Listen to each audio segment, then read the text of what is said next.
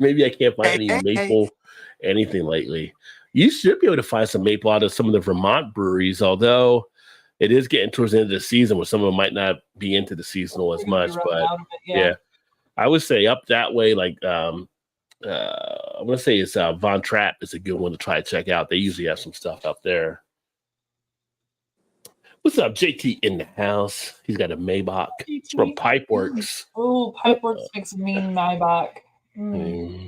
It was So just Bachfest at Cincinnati. I don't know if you saw that, Todd, as well. But last weekend up in Cincinnati, they had the whole Bach Festival. They had the goats out. Everybody was in the robes and the horns and all kinds of stuff. And they were having a good time. So I want to go up there for that sometime. I didn't even realize it was last weekend. I mean, it wouldn't have mattered because I couldn't have gone anyway last weekend. Yeah.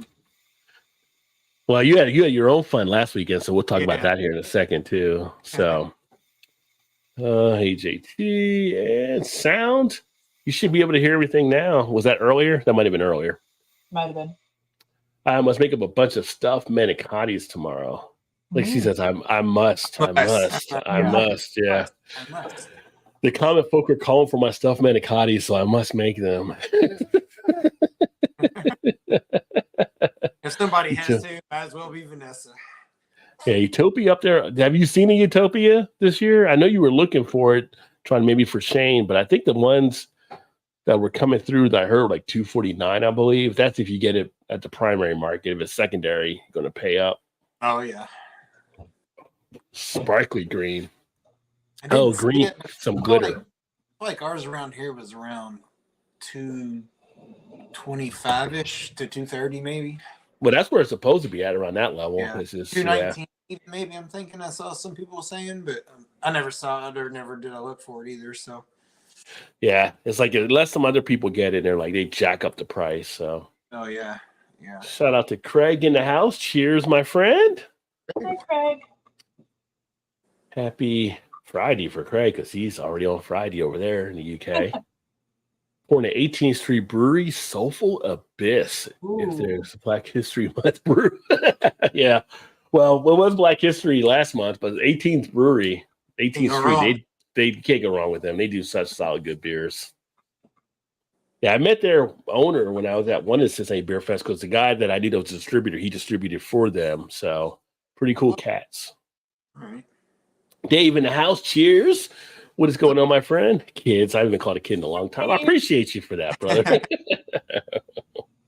Happy birthday. Of course, you think of kids, you only think of Scooby-Doo. Would have got away to if it wasn't for those kids. Yeah. Yeah. Kids. Hello to Craig. I could do math with the tastings. You got to stop wanting to do math when people are drinking, Vanessa. I don't know. That's when Jenny does her best math is when she's drinking. So. Oh no, she's figuring out like the ABV versus BMI versus how much you can imbibe. Like that's pretty simple, right? If you're going to use that math. Trying to find the SRM. People still try to do that. JT. That's still a thing. Cheers, JT. Hey, we got Drew in the house. Beer for breakfast, facts for snacks. Check out Drew as well. Drew's got the grilling channel too. But that's high beer for. High beer in front. You got beer for Ed. Got beer in front. I got beer all over the place tonight. Hey, Vanessa. Hey, Craig. Hi, Kettle. You got a beer right there. I got beer here. Right here. Beer in front. We got beer for breakfast. I got beer here. There's beer all over. Beer all around. Speaking of Dave, too, if you haven't checked out his new series he's doing on his channel, he's actually drinking a lot of Illinois beer. So he's got an Illinois beer series taking place. So, which a lot of tasty beers in Illinois. So it'll be a pleasant series for him to enjoy. Cricket is big in South Asia. Lots of South Asians in Chicago. So you got that contingent maybe too. Yeah. Yeah, downtown there's a pub called Elephant and Castle, old Irish pub kind of style. Been to it. I love Elephant and Castle. Good beer, great food. Yeah. Like we actually considered it because it was so cute. It's just beautiful. But that's like part of the hotel there, right? Yeah. Because we stayed in a hotel one time, and that was the restaurant downstairs. I haven't stayed there before, but they always have rugby and cricket and soccer on all the TVs in there. So that's the first place I watched rugby, and I was just so the very first time I saw hockey, one of my coworkers had it on his phone behind the desk because we were working retail, and he was like hiding his phone, but he wanted to see what was going on in the hockey game, and I was looking over his shoulder, and one of the guys got checked into the wall, and I went hee hee. And then someone else got checked in the wall, and I went hee hee. And I've liked hockey ever since. Ever since I watched them get checked into the wall and beat each other up, I laugh. I can't help myself. And when I first watched rugby, I had the same experience. I was like, oh my gosh, they're beating the heck out of each other. Yeah. I tell you, you watch rugby, you should watch the women Australian football rules that comes on like at midnight. Oh man. The women are rougher than the men, I think. I mean, I've seen some women just like pancake some of the other women, or just like some of the best stiff arms I've ever seen, like just laying people out. I feel like that's the norm in most sports. Yeah. Like, you watch women UFC like go at it, it's like, oh Lord. Oh yeah. But when they started having professional women boxing, the women match was better than the guy match. They didn't dance around as much. They got in the middle and they just kept swinging until somebody went down. Go. Bring it. Just bring it. Come on. No, the women's MXC and stuff. Yeah, that's intense. Yeah, they're scary. yeah. But yeah, some of those women Australian football players, I wouldn't mess with them, and I'm not a little guy. MXC? No, MMC, right? No, what's MMA. That's what MXC is, that TV show with the Japanese game show, and they dubbed over it to be silly. That was a different thing. I said the wrong acronym, and I apologize. BMX, that's bicycles, so yeah. But I fixed it. Let me see here. The metal jars my dad machine went through our boots pretty easy. Oh, he's put some extra work into the jars, then. Make sure they stuck. They were outlawed in 49 states. Australian rules rugby, fun stuff. Yeah. I believe it. Thanks to Hayden Vanessa. Ever played a game of chicken with those jars? Everyone in the group chucks them straight up. And that's why we can't have good things, Vanessa. Well, my sister and I used to throw them at each other. So instead of up, we were throwing towards the other person. And that's not the best plan either. We didn't get hurt, but when our parents found out what we were up to, they took them away. Yeah, they weren't fans. Well, did you guys ever do the game from Alien when you were a kid? Well, I don't know if you saw Alien. You ever see Alien? The mouse like looking around. Actually, it was Aliens, the second one. I don't know. Maybe when they grab Bill Paxton's hand and the android does the knife in between the fingers. Yeah, we used to do that kind of stuff back in the day too, but I wouldn't recommend it. But yeah, like that, still got on my fingers. But yeah.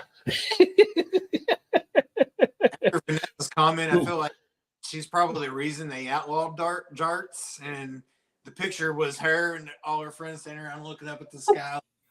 They're like, this is why it's no longer acceptable to have anymore.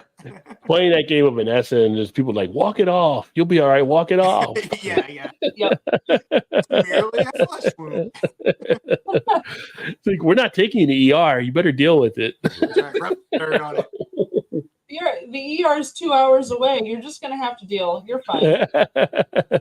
There's a garden hose over there. Rinse it off. You'll be all right. Right? Plymouth, Mass. Yeah. Hubby is 13 years younger. Yeah. Go, girl. You could have been his babysitter. Might have been his babysitter. I don't know. Hello, Mrs. Robinson. I'm just saying. I don't know what's happening there. Yeah, again, another whole new meaning. Maple syrup season will be lacking this year. Was there a loss of maple syrup then? Like for maple? There might have been maybe maple tree blight, perhaps. Maybe. When Utopia does far, I'll try to get another in April. Oh wow, okay. Right. I tell you, if you're trying to get it to Shane, he'll come down for that. He's right, not that far from you. He said he would. I thought he said that one night he would. Yeah. 4 left at one location. Wow. Boomer kids. All these laws are because of our antics. Now, more would have shown up in the ERs that may never made warning labels. Vanessa, you should buy another one of those and put it online and get all your money back. Oh, you could do that with one of the Utopias. Yeah. Oh. Older sister stomped on a bar, a metal hammock. Hook went in her heel. I was a designated metal. Oh, wow. Oh, ouch. I will go up to Niagara. Oh, there you go. Go to Niagara. Yay. Go up to Niagara in July for the get together. You can see Mal and you can see there you go. Jane and Dave, everybody. You might even see me. You know. What do you mean, Mike? Don't you give me that Mike stuff. Still working on it. And is it when in July? Like July, is it 20th or something? Third weekend of July, I believe. Yeah, I think it's around the 20th something. Yeah. I can now cross link out. You got your passport, so you're good to go. No, I got it in June. Dave's over here playing Snoop Dogg. He's drinking a gin and juice. He's like, these are pretty good. yeah, they are. He's got his mind on his money and his money on his mind. See where Dave ends up as the night goes on, drinking those gin and juices. How we looking on the poll? 68% said no, 32% said yes as far as drinking green beer in March. So that's where we're at, right? Yeah. I mean, honestly, food coloring doesn't change the flavor. No, but some people don't like the novelty of it, I guess, maybe either, or to hunt it down. It's a choice. Meh. Do you drink the green beer? You like the green beer around March? So on St. Patrick's Day, I generally start at 8 a.m. drinking. And so I try to drink the lightest, shittiest beer possible because I know I'm going to be drinking until about 4 a.m. that night. So yeah, I'll drink the green beer because it's usually the weakest beer they've got. So if you're doing a 14-hour binge on St. Patrick's, well, yeah, I'll take the green beer. It's probably the safest one. Okay.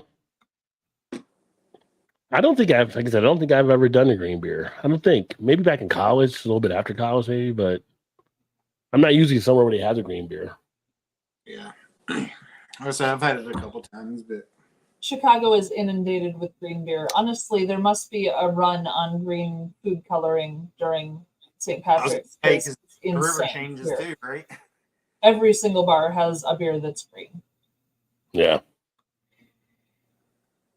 What was I going to say there? Oh, let me just slide down here.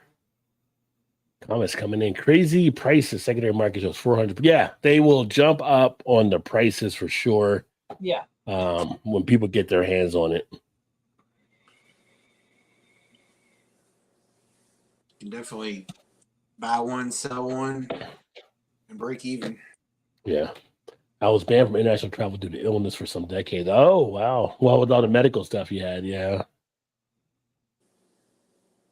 Yeah, I guess because you think about some of the illness, like some countries that we have an illness they don't have over there, they wouldn't be prepared for it. Ever drink a green beer with a side of frog legs, okra, and such? I'm confused. People eat on St. Patrick's Day? Honestly, I thought it was just 16 hours straight of beer. They eat corned beef, corned beef and cabbage. Oh, I missed that part. Don't feel bad now. I'd be the same way and be like, who eats what? Just get some. I mean, I'm not saying they were all Irish, but I was in Cincinnati. The Irish pub would have kegs and eggs. So they would start out at 7 a.m. and you're having eggs of beer along with your eggs. Yeah. You got to get the sustainability of the body going. So you got to have something in there. Yeah. Speak for yourself. Sure. It is a talent. It is a talent. I got skills. I feel like there's a story there. Holidays in Louisiana were fun. Yeah. I believe it.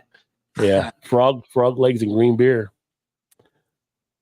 Inspected food stores at Talkeetna, Alaska. Yeah, Talkeetna, Alaska at the radar base. Because he was a food inspector. Mm-hmm. He was proud of gallon of food dyes. Gallons. Every band red dye on the books.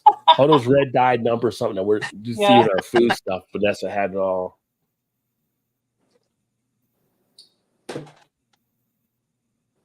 And Emerson says, Mal, I drink 20 straight hours on Patty's Day. Retailers that sell Pedialyte smile and nod.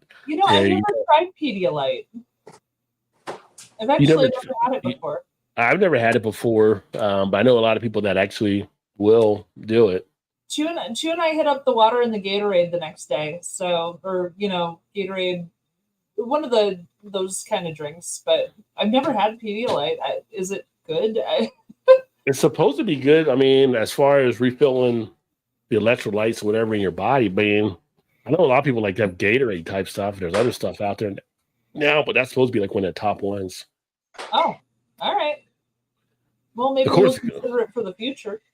I've had a couple companies in the past send me like hangover drinks that you take like that one before you go out and then the one the next morning, and that seems to work well too. And they're like the same type of electrolyte thing. So, cool.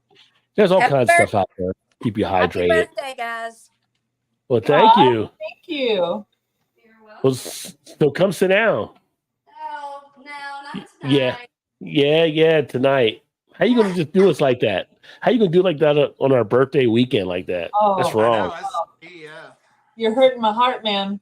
You can't come down for one. Come on now. She is. We're Pisces. We can't handle being turned down like this. Nobody cares if her hair is wet. I care.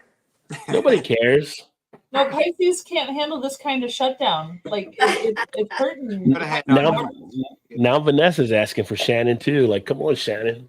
Listen, you should know I do not succumb to peer pressure. I'm not talking beer. I'm talking beer pressure, not peer pressure. That's beer pressure. Mistaken that beer. With a B, with a B. With a B, not a P. What's up, Big Daddy? Big Daddy. I don't drink the green beer because it's always that's what we said earlier, Miller Lite. So he's shipping a Semay. Says Conte 10%. Nice. That's this. What is it? Is that the white one? I think that's the white label for that one. I'm not drinking green beer because it tastes good. I'm drinking green beer because I'm drinking for 16 hours straight. So So you're drinking Miller Lite. You're drinking Miller Lite all day. So honestly, by the fourth or fifth one, I'm not going to taste any of them. I don't care anymore. So it's really not about the flavor at that point. It's about the party. It's only 4 or 5 Miller Lights, so you can't be that ready yet. Oh, yeah, right. More than that, yeah. It depends on how fast I drink them. If that's the first hour, then I'm fine. Oh yeah, we did see you shotgun before. Yeah, it might take you a while. I don't shotgun on St. Pat's. Don't do that, Rod. Turn the knife. You didn't tell me. I didn't know. I'd never done it. I just had a little slit in there, and that wasn't enough for it to drain fast. That's not my fault. If you had given me the instructions properly, we wouldn't have this problem. I mean, you drinking that shotgun, it was like, she's still going, folks. She's still going, folks. If you had told me properly how to do it, we wouldn't have had this issue. Well, why don't we go for redemption tonight? You got one you want a shotgun tonight? Kind of make up for it? I don't have anything in the fridge that's shotgunnable right now. You did chug better for Simo, though. I chug often. I can handle it. I promise. But the beer would not come out of that can because I didn't know to turn the knife. There was no air to let it in. If you had given the instructions proper, we wouldn't have this issue. Oh, excuses. Anyway, Dave's in the house. Like that's like the most important part. Dave Snoop Dogg beer front. Yeah. Gin and juice. What's going on? Nothing. It's actually pretty damn good. Oh yeah. You got like a canned gin and juice. That's fun. It's made by Snoop and Dre. They just came out last week. Is it really? Yeah. Is it really? Oh wow! Is it under the death row? Because he has that for the wine. Okay. Yeah, so it's under them. It's made out of New York. They have like a 4-pack. This is passion fruit. The citrus was excellent. And they had like apricot and one other. And it was on sale. So I'm like, I'll try it. But I'm like, this is actually pretty good. I would drink this again. Okay.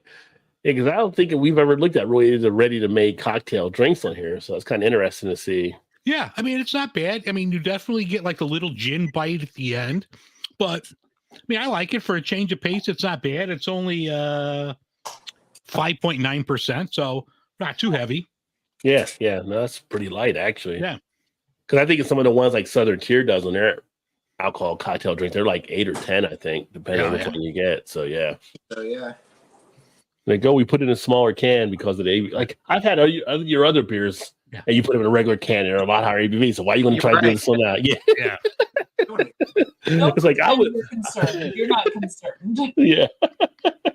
I was born during the day, but it wasn't yesterday. I don't know what you guys are trying to pull here, but it ain't working. I just want to sell it for the higher price because it says a liquor on it. Relax. We all know what's going on. So you're not going to sucker me, pal. No, but that does sound definitely interesting there. And I was about to ask Todd. So Todd last week actually attended Tailspin Beer Fest. So how was that? What did you think of it? You always go every year pretty much, but any new beers that caught your eye? Anything you found to be pretty tasty or? Pretty much all of them, I guess. No, it was good. Yeah, it was good. To me, I think it's nationally ranked like 6th or something, one of the best beer fests in the country, I believe. Oh, it's always a good time. Well, Shannon's here; she can talk because she was there too. But they have like they have a couple of bands that play, and then this year they had WC or Ohio Valley Wrestling, OVW Wrestling. Going on during it, and then they do like a silent disco, and they also had some bourbon and cocktail tastings also. Yeah, it's hit and miss. They don't do it every year, but they did it this year. So, am I missing anything, Shannon? Of course, they have like some old time planes out. Since it is at the airport, they have some old time planes out there where you can walk up and go sit in or whatever if you want to. And so they had it back in the hangar again for this one. Then I think one year wasn't not in the hangar. It's still outdoors. They don't outdoors. Okay. Yeah, they got banned from doing it inside the hangars because somebody got butthurt and turned them in for being over capacity. So now they can't. Somebody probably found jarts and stabbed somebody, but that's a whole different story. They do the axe throwing. Oh, okay, that's pretty cool. And then, that's the other thing. We could have axe throwing at bars, so we still can't get jars, but people can throw axes after being inebriated. While you're drinking. Yeah. Let's see. Get your beers off. Hey, they're just spinning out the gene pool. That's all. We need some of that too. Yeah. I can't think any off the top of my head that I'd be like, oh, gotta go try this one. I feel like there's. Had something. I can't remember what they had, but I liked it. Yeah. Some of the local breweries had some pretty good stuff. Like there's one that's called Butchertown. They're really like known for their sours. Yeah. It's like Shannon said, she's like, they had a really good one. They did have a really good one, but for the life of me, I can't think of what the hell it was now. Did you have because I'm kind of intrigued since I just did a review on them recently in Lexington. Did they come over to it as well? Because they're not that far from it. Lexington Distilling. I think they were there. And to be honest with you, I didn't get anything from them. Okay. Because their milk style was actually they turned a corner, I think, in their brewing type stuff. So yeah, I was wondering if you tried anything. No. Yes, Against the Grain was there. Did you try anything from them or? No, I didn't have anything from them either. I kind of tried to hit more of the breweries that I don't normally get a lot of the times. Not to say that I didn't hit a lot of the breweries. I mean, obviously, I hit a lot of the breweries that we've had stuff from. But yeah. Well, you have 450. They came down, right? No, 450 wasn't. No, 50. Oh, they didn't come down. Three Floyds? The only really Indiana breweries that were there, of course, Bell's is like a big sponsor for them. So Bell's, well, they're in Michigan, but not Bell's, but Bell's is a big sponsor for them, but not Bell's. What I was thinking of. Three Floyds was there. Okay. We got one here local that was there, and that was pretty much it. There was only like 2 or 3 breweries from Indiana that was there. Did Three Floyds have that? They just put out a new canned cocktails this week, like a vodka soda thing. Were they serving that up? I didn't see it. No, right. I think so. Yeah. Their zombie ice has been getting some pretty good action. Yeah, they had that one. They had that one on. They had that one there. Yeah. I'm trying to think what if I'm missing somebody that was there. I think that was it. Yeah, 450 wasn't. I think it has So to do with, like, did 18th Street come down? 18th Street No. didn't come down for it? Wow. I feel like there's something to do with, like, because they don't distro in Kentucky, so I don't know if it's a licensing thing where they have to get like a special distribution license for, like, for the month or whatever. But the event's in Indiana, right?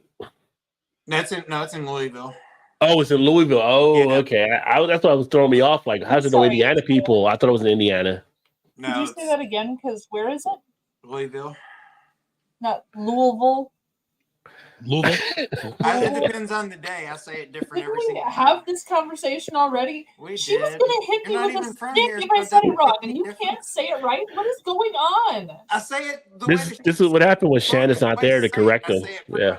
She was standing there behind camera with a stick, ready to hit me if I said Louisville wrong. Oh, how are you allowed to say it wrong? Because I'm from Well, here. At least he didn't pronounce the S. He didn't say Louisville. So You No, didn't I say never did that. Louisville. Yeah. I'll give him that. Jeez. Some people do say that though. That's weird. Everybody that even lives here says it different. There's not one Hey. person saying. he can, just like some of the Illinois people will sometimes slip up and say Illinois. He might mess up and say No one from here slips No one up says and Illinois. Illinois. Yeah, I don't think even that one I don't put an S on In either. fact, I don't know. That's Illinois. We have full rights, according to state law, to slap them. Just so No, you I know. have heard it on like a broadcast of basketball, and they call them, Illinois. Illinois Illini. Yeah. Illini from Illinois. Like, I may have to get up and leave this table. I don't even know who you are right now. But anyway, Yeah.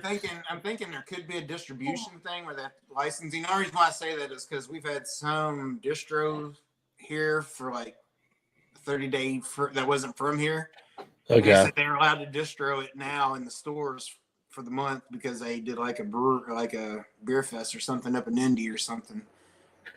I feel like it was So- Modern Times or something years ago. I think maybe we might even get them now, but so I'm not really sure what the actual rules are on that. But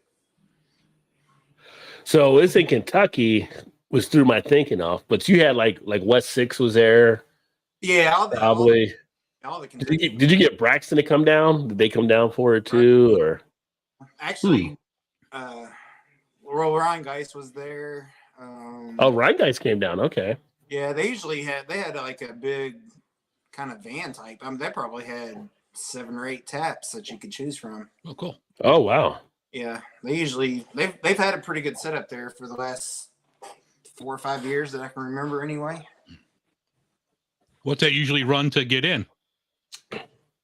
So they do a VIP, which we Mhm. missed out on. Now my brother-in-law, Shannon's brother, him and his girlfriend got VIP tickets, and it was. I'm thinking that was $85, Right. but you get in an hour early. You get in Yeah. an hour early from the general admission, so you get 5 hours total of beer drinking. Plus, you get like some extra swag that you get also, Yeah. and then you get like a voucher for one of the food trucks. I think it's like a $15 voucher or something. Oh, okay. That's not So bad. it kind of pays off because you get the extra hour. By the time we got there in that hour, her brother was already feeling pretty good. He's like, Yeah. I'm almost ready to go. I've already been through them all. I'm like, yeah, that's kind of. A lot of the breweries will bring a special pour for the VIP hour too. They Yeah, don't well, yes, necessarily a lot of do them- during a lot the. of them did do rest, that. Yeah. And then Dave, the general admission was so we did general admission. It was $50, All right. which isn't bad. And There you it's go. 4 hours. It's still 4 hours. So. Yeah. So VIP got in from 2 to 7, and general admission was from 3 to 7. Okay. So, and of course that includes like your little commemorative shot glass or taste and drink. This year, usually it's like a plastic or a glass, and this year it was like a tin metal little contraption looking Oh, thing. cool. It's kind of Oh, cool. okay. Nice. And then WME had Shannon keep in charge of our drink, and I don't know where they went to, so I don't have it, or I'd show it to you. I was like, what happened to our glasses? And she's like, I don't know. I probably left them on the bus. Why do you need those anyway? I'm like, because why not? Yeah. You make nice Christmas ornaments. Yeah. Their, hang 'em on the their, tree. their memorabilia. She's always trying to kill your collection I and stuff. know. Yeah. She, You can make little candles out of those. You could do everything. exactly. And She's then not always. the VIP members, they got gold ones. We had silver ones. I like the Yeah. idea of making Christmas ornaments out of them though, because I have a ton of those tasting glasses, and You totally could. oh, Yeah. that's cute. Yeah, you definitely could do like that. Christmas ornaments. That would be cute as heck. There you go. Get the drill out. I mean, Mal, some holes in those. Mal, you are the craft person here. I mean, you know. Yeah. I'll have Christmas tree of those tasting glasses. Yeah. Dang it. There was one beer that I was wanting for sure. We got it, but when we got in line or got up to it, the guy was like, "What's left in the nozzle or in the tube is all we got left." Like they pretty much blew it. So there was like 3 pours left, so we got like the last of it, and it was a brewery in Lexington. I can't remember what the hell the beer was. Now you guys will probably have heard of it. I'm gonna have to look it up now because got the remnants. It wasn't Country Boy. No, it wasn't Country Boy. Let's see. Hang on. I'll tell you because they still have their beer list on there. Oh, I do that. I'm gonna crack open another beer. Might take me Barrel. for it. But Great there you Lakes go. Barrel Aged Blackout Stout. Nice. It's so funny. So this beer, I bought this. I don't know if I mentioned this before. When I got like 3 of them, but I ended up getting to place, and he was like, to buy one of these, it was like $6 or like that and everything, I think. But if you got like the 4-pack, it was like 29 or 30 or something. And I'm like, well, I just get the 4, like, you know, get the single. Like I told myself, because I knew the craft beer manager, I'm like, this is weird. Like the singles are less and they should be at or more than getting the whole 4-pack. And he's just like, nobody ever really does the math on them half the time anyway. And I'm like, oh, all right. I mean, it just makes sense. I just buy them this way. So, but I'm like, you're screwing yourself out of some dollars, but you know. But if you haven't had this beer, because I got the review that'll be coming up for it, it is a fantastic one. But Great Lakes does fantastic things anyway. So if you ever had the Blackout Stout, that was great for them to bring it back. But to bring back the barrel age, this one 12.5% ABV, and it is well worth, as Dave would say, putting in your cart. So there you go. Yeah, everything Great Lakes puts out is fantastic. For sure. Yeah. So the brewery. That brewery was Ethereal Brewing. Oh, they do some good stuff. Yeah, Ethereal. And their big beer or Ethereal. And their big beer that they do, which they had, is Baba Yaga, which is a Russian Imperial Stout, and it was like 13%. So they do like a release once a year, and I think it was about a month ago, or maybe it's towards the end of the year, so maybe it hasn't happened yet this year. It's kind of that time frame where you can't remember if it was at the end of the year or at the beginning of the year, but they do a release where they have a bunch of different variants of it and everything. Yeah, they are a brewery worth picking up if you come across their beers for sure. Mm-hmm. I couldn't think of it. It's like, it just went out of my head, but I knew what it was. I was like, yeah. So that was probably one of the better beers because, like I said, that was the last one. We got probably just an ounce or 2, maybe if we was lucky. Yeah. You know how those, you know how that is, Rodney. Most of those you go to, or y'all probably know as well as you pour. You know, some places you go to, they'll give you a full glass, and you got like, well, I don't want that much, and some of them just barely even just give you enough just to give it a swallow, and you're like, hold up, I want a little more than that, but you know. Yeah, it's funny. The one when I went to the one here, they had some of the higher ABV stuff, and it's like, they're like, "What do you want? Like a half or a full?" I'm like, "Dude, look at me. Do you think I want a half?" Like, yeah. Like, I'm like, I can handle it. I'm good to go. You know, it's like you're like already. John Belushi and the Blues Brothers. Yeah, keep it coming. You know, I've heard that same sentence. Dude, look at me. Do I really want a half? And they don't listen. Yeah. And then they also do a barrel aged tent, so where all the beers there, just nothing but barrel aged beers. So pretty much anything 12% and above. So yeah, that's so you got a chance to try some of those then too when you're there. Yeah. Nice. How are the lines for that? It's kind of on the way out, so usually it's at the end of the night, and I'm not sure that's always a good time to do it, but it's usually like there's nobody there, so it's just usually to walk up and just grab whatever you want. All right, cool. Yeah. So. Yeah, not the ones you want to be chugging on the way out. Yeah, right, exactly. I remember last year we stood there probably for 45 minutes just because it was by the exit, and we were like, we'll just stand here and drink these beers, and it was all the barrel aged stuff. It's like, okay, I think I drank 10 times the amount in that 30 minutes than we did for the other 3.5 hours. Oh, let me see here some of the comments here. Vanessa says hello to Big Daddy. She was trying to get Shannon to come in and sit down, but Shannon refused and turned us down on that. Craig, you hurt, my friend. Join us. See, I should have told her she was in the comments, and she might have been like, okay, that might. She'd like get her hair all dried up and everything came on. Yeah. Yeah. I mean, maybe Craig's doing Johnny Cash right now. I don't know. Pour pressure thumb screws if needed. Peer pressure, right? Yeah. Green label. Oh, it's the green one for that one. Okay. They're color coded with the Chimay ones. I want to order that shotgun thingy for the cans. I have it on my Amazon list. Shotgun. Oh, for the piece that you put in, it opens the hole big enough so you don't take as long as Mal to do a shotgun. Gotcha. Hey, again, if you had taught me how to do it correctly, I wouldn't have had this problem. If you don't give instructions, what do you expect? You got to remember, I'm a Gen Xer. Our whole thing was like figure it out when we grew up. Well, I couldn't figure out it would go wrong until I tried it, and then I realized, hey, this is going wrong. Something's wrong. You know, it's funny because you're literally walking me through this shit. Are you kidding? I was too drunk to hold a knife, and you made me do this. Shut up. Didn't they have YouTube videos on how to do this? Didn't you hand you the knife? Yeah. So you can't be mad at me. Downstairs. He's like, you're okay. Teaching. He had nothing to do with it. It's funny because I was going through my stuff earlier, and occasionally it pops up to show you when you scroll through your YouTube app on the phone.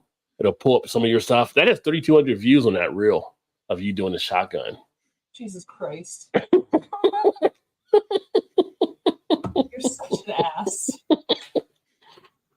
People just wanted to see you do the shotgun. That's if all. Someone had just told me how to do it right, I wouldn't have had that problem. I didn't realize the hole was too small, Corey. I didn't know that.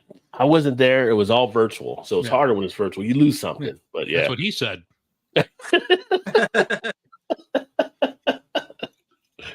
Let me see here. Some of the pre-mixed cocktail drinks are fun. Yeah, nice and easy too. No cleanup, no mess, anything like that. I just saw the gin and juice at the Jules. I'm going to get it, Big Daddy said. Yeah, that's. I don't know if they still have it on sale, but they had it on sale last week. So I got an 8-pack for, I think, $14. Yeah, because you guys are all in the same circle there in Chicago too. So that makes nice. I just thought of one also. So Floyd County Brewing Company, which is in New Albany, Indiana, they have a breakfast stout, which is, I won't say the name of the brewery, Rod, but you know, better than theirs, way better than theirs. Oh yeah, well yeah.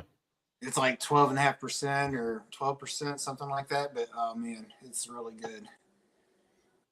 So it's less racist. They do that one. They do that one once a year, and it's like, I think this year might be one of the best ones they've done so far. So nice. That's the thing. There's so many ones that are out there. It's like at one point, you know, when it all happened, I stopped drinking Founders. It was like, yeah, but I don't even miss Founders now, really. No, you know, so there's an awful lot out there. There is. Mal, you rookie. I waste 10% alkaline water, can pure oxygen, stacks of caffeine with painkillers, and general patent on audio. I get back in the game on the 18th like a champion. Okay, a rookie for shotgunning doesn't mean I can't hold my own in general. I'm just saying. No one ever showed me how to do it. One company's Jello shots are quite fun. Suck and slurp.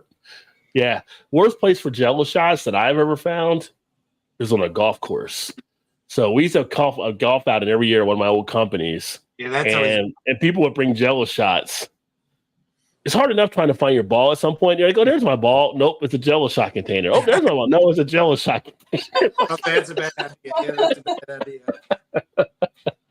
And you're like, just drop a ball. We'll hit it from there at this point. So 2024. What's up, JV? Like the year before, no curtains. There you go. I'm gonna keep riding into 2024. That's the style. It keeps pouring down rain here. You got a storm coming up that way through there. We're supposed to get rain tomorrow, I believe, or Saturday.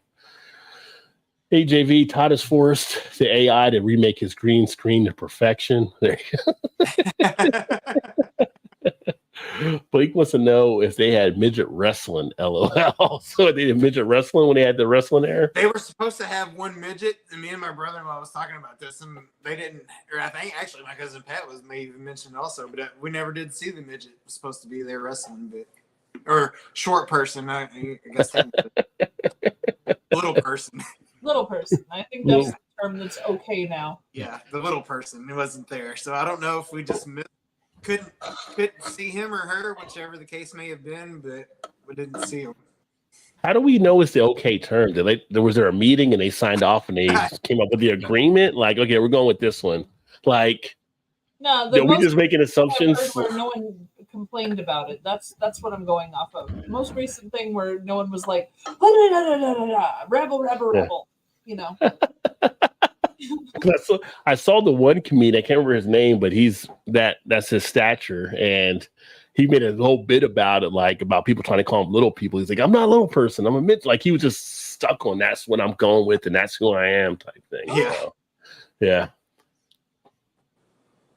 I mean, honestly, if someone corrects me and says I want to be called this, I'm like, okay.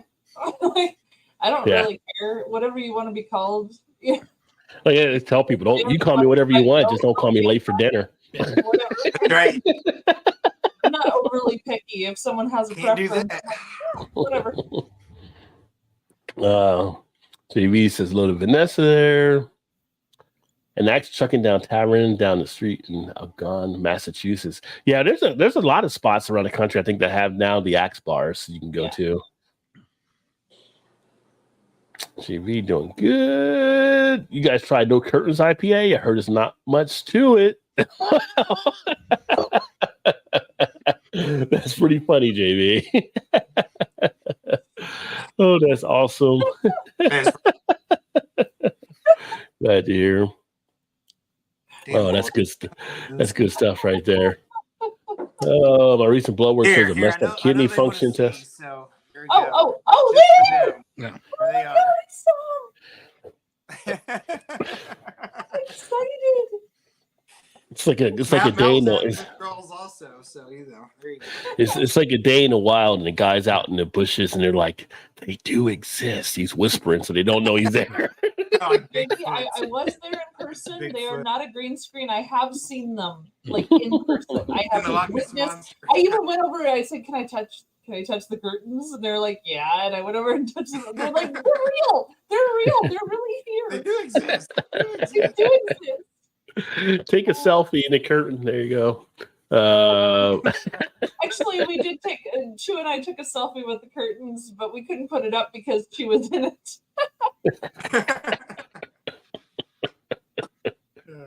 Oh, my recent blood work shows a messed up kidney function test. I reminded them that I passed kidney stones in December and ended. Oh, yeah. Yeah, you're probably still recovering from that, I would think. I've never had to pass kidney stones, but I've had friends that had it. It's not a pleasurable experience from what I've been told. No, it's unpleasant, to say the least. They say for a man, it's like, that would be like the most pain close to a woman having a baby, I guess. So I don't know if that's fully true, but I know it's painful. This size is I've heard similar. Yeah, I would have to freaking agree with you. Yeah. I mean, it is a little hole that's got to get out depending on how big the stone is, I guess. I don't know. But it's not a person. It's not a person. Don't get me wrong. How long the tubing is. Yeah. And how long the tubing is, too. True. Well, as soon as you pass one that's 8 pounds, let me know about it, okay? I don't know, but I've heard women say that it is worse than having a child. Dave said the tube, and it made me think with my mind. My mind goes places. So I started thinking of Scotty, like on Star Trek. He's like, I'm stretching it all I can, Captain. I'm gonna grab a beer. I'll be right back. Okay. There's some cell in the body that's basically Scotty from Enterprise. So there you go. No, I had a coworker who said something to so he had an abdominal. It was like a flu, but it was really bad. Like he was in a lot of pain. And when he came back to work and was more or less healthy again, he said, "I have to imagine this was exactly what you ladies go through." And I'm like, I'm sorry, do you have this every 28 days and have to go to work while it's happening? I don't fucking think so. So think twice. No. Sorry. I said, I appreciate you. I care about you. I'm telling you, never, ever, ever, ever, ever say this to a person with ovaries ever. Ever. Yeah. What you just said was the wrong thing to say. Yeah, I didn't want to do that. Like I grabbed it at the right time. What'd I miss? A coworker of mine had an abdominal issue, a flu kind of thing, and he came in saying that he assumed it was just like what women go through monthly. And I explained to him to never ever say that ever to any other human who has ovaries. Were there any other guys that were around when he said it? Because I could just see them being like, yeah, you don't want to do that. There was one other male in the space, and he just put his head down. Like, he just went, nope. That's what he we just do. disappeared as soon as, and I was like, no, you don't, no, you're going to stop right now. I appreciate that you're not married and you don't, no, Yeah. we're Xing this out at this moment. Yeah. Yeah, the other guy's like, that guy, I'm not with him. I'm not with, just so you know. that was the general consensus of the other person. Yeah. Poor choices were made. Oh, they were definitely. So what beer do you? I will count this as forward momentum. It's fine. It's a learning moment, yes. It's a learning moment. Yeah. I mean, he's older than me and should have known better, but that's besides the point. Has anybody else felt like corporate culture has kind of changed? Because I hear always people like, oh, it's a teaching moment like that. No, it's still a dumbass moment, but now we're trying to dress it up like this person wasn't a dumbass. Like this whole thing, like back when we were younger, somebody would just be called a dumbass. It was like watching that 70s show. Now you can't do that anymore. Everything, like, how many teaching moments do we have to have before people know what the F to do around here, right? So. Right. So, yeah. Like, haven't you seen enough dumbasses before you? It's okay. Like I said, forward momentum happened, and it will be fine. The world will be a slightly better place now. Yeah. Slightly. Cracked open a Moore's. This one's pretty good from Moore's. I've heard about them. Nice. Yeah. Moore's, they had a couple. So I went to Binny's yesterday and picked up a lot of stuff from Illinois. Oh, Moore Brewing Company from Illinois. Very good. That's where I'm getting a drink next. So I wasn't sure if he was talking about the same one. Yeah, but no, this one's pretty good. They're Pilsner. Yeah. No, I've heard a lot of good things about their brewery. Well, it's Moore's, not Moore, but Moore's. The Black Brewery, MOR apostrophe S. Yeah. Oh, okay. So this is also yeah. There you go. Yeah, Moore is really good. Which one do you have there, Todd? This one is Best Kept Secret. Okay. Double IPA, double dry hopped IPA. So that'll be the next one on deck. But. All right. Nice. Are you still drinking the first one? You say the Moors. No, Todd's still drinking the cat. You still drinking the cat? Done. Okay. Mal, what are you doing over there? No, it's the same one. I haven't finished it yet. You had like a 5% beer. I'm fucking pre-gamed. What did you do? Yeah. I'm pre-gamed too. You should be on your third one by now. So yeah. Dude, this is beer 3 for me. What's your problem? I mean, I had to work earlier, so I couldn't drink until after work. But yeah, not my problem. I could pull some whiskey and catch up with you if I need to. But come on, Mal, it's a birthday weekend. Get with it, girl. Yeah, I pre-gamed. I was drinking before I ever got on here. Yeah, 2 beers. That's not really pre-game, and that's not even out the tunnel yet. That's just like warm up. That's like stretch. That's like the pre-game stretch. That's not even pre-gaming. Yeah. I didn't tell you that one of them was a 14%, did I? Was one a 14%? It was. Because you didn't tell me if it was. No, it okay. Was, Mexican chocolate patio napper from Liquid Love Brewing Company, and it's 14%, and it's fucking incredible. Did you shotgun it? What did you say? Did you shotgun it? Yes. I mean, it was kind of. if I do ever decide to shotgun again, at least I fucking know how to do it now. Unlike two dumbasses who couldn't tell me the proper way to do it. Just saying. Maybe you're more of a funnel person. Have you ever done a funnel? Have you done? You've never done a funnel before? Do they still do the funnel? Yeah. I enjoy beer. I don't generally, shotgun or. Was it the? It might have been by you. Was it the Orioles last year? They had a home run celebration, and I think it was a beer funnel, but obviously there wasn't beer because they were playing the game. But they kind of put the kibosh on that. Yeah, it was like water or something they would shoot down, but it was a funnel they would actually do. Yeah, I'm not sure if it was the Orioles or another team, but it was Orioles. It was Orioles. Yeah, because I think they got the chance to bring it back. So I think they were still doing it even up to when they lost in the playoffs. But when they get like a home run or something. So yeah. We could get a funnel for Mal, so Mal could do a funnel. Mal might be more of a funnel type person. Just let it rain. Let it rain. That's what the funnel. You don't have to worry about it. Just comes right at you. Now, is that the thing where someone holds the funnel up top and you have the little tube? Yeah. Okay. Yeah, I've never done that. Yeah, and you kind of have no choice. You either drink or drown, I guess. Yeah. That's never been a hard decision for me. Drink or drown? That's a pretty easy one, honestly. Or you end up soaking wet. I guess that's the other alternative also. Put your Pisces skills to the test with that one. JV said 3 Floyd, did they brew a Pink Floyd tribute beer? Not that I'm aware of, but that would be kind of an interesting thing if they did. That'd be kind of cool. I'm surprised that they don't actually. Yeah. Louisville, Todd better be glad Shannon didn't hear him say it wrong, right? Yeah. What? Louisville, one syllable. Hey, when you work there, you hear people say it all kinds of different ways. So I don't have no. I'm going to start calling it Lou. He says in the office, they're like, "Oh, he's on the other side of the state line. He's Indiana boy." They let Todd get away with it, or else he just drives in for work. I just pay the stupid tolls to get over. On that side of the JT says, "So my ancestors came from Louisville." JT, how close are you to Evansville? About an hour and 45 minutes. Well, okay, because I have kin in Evansville. Okay. Yeah. Maybe an hour and a half, depending on how fast you're driving, I guess. All right. I gotta go get one. Okay. Top 850 to get in and drink $500 worth of beers. Winning. Yeah, that's how you do it. Absolutely, JV. Absolutely. Speaking of Shannon killing Todd's collections, he must have collected curtains at one point in his life.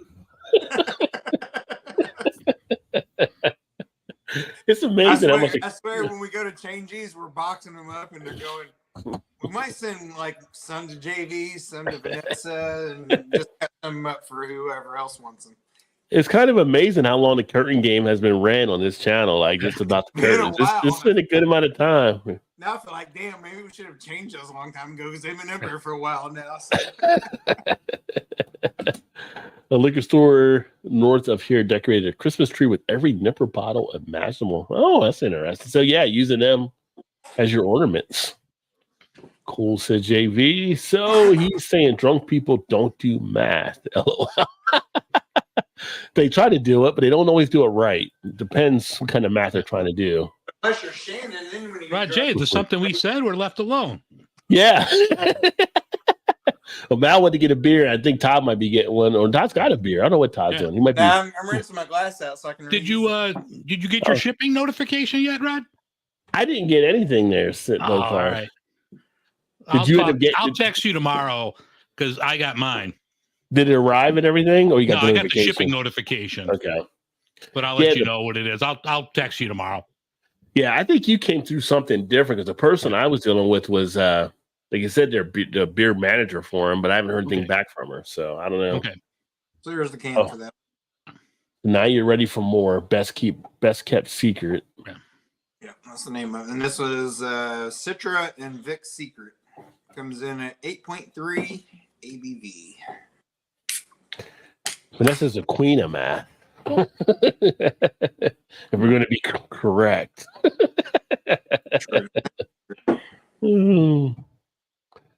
Timestamp 7:50. Am I off by that? I'm not off by that much. That's 21 minutes. There you go. Better than usual.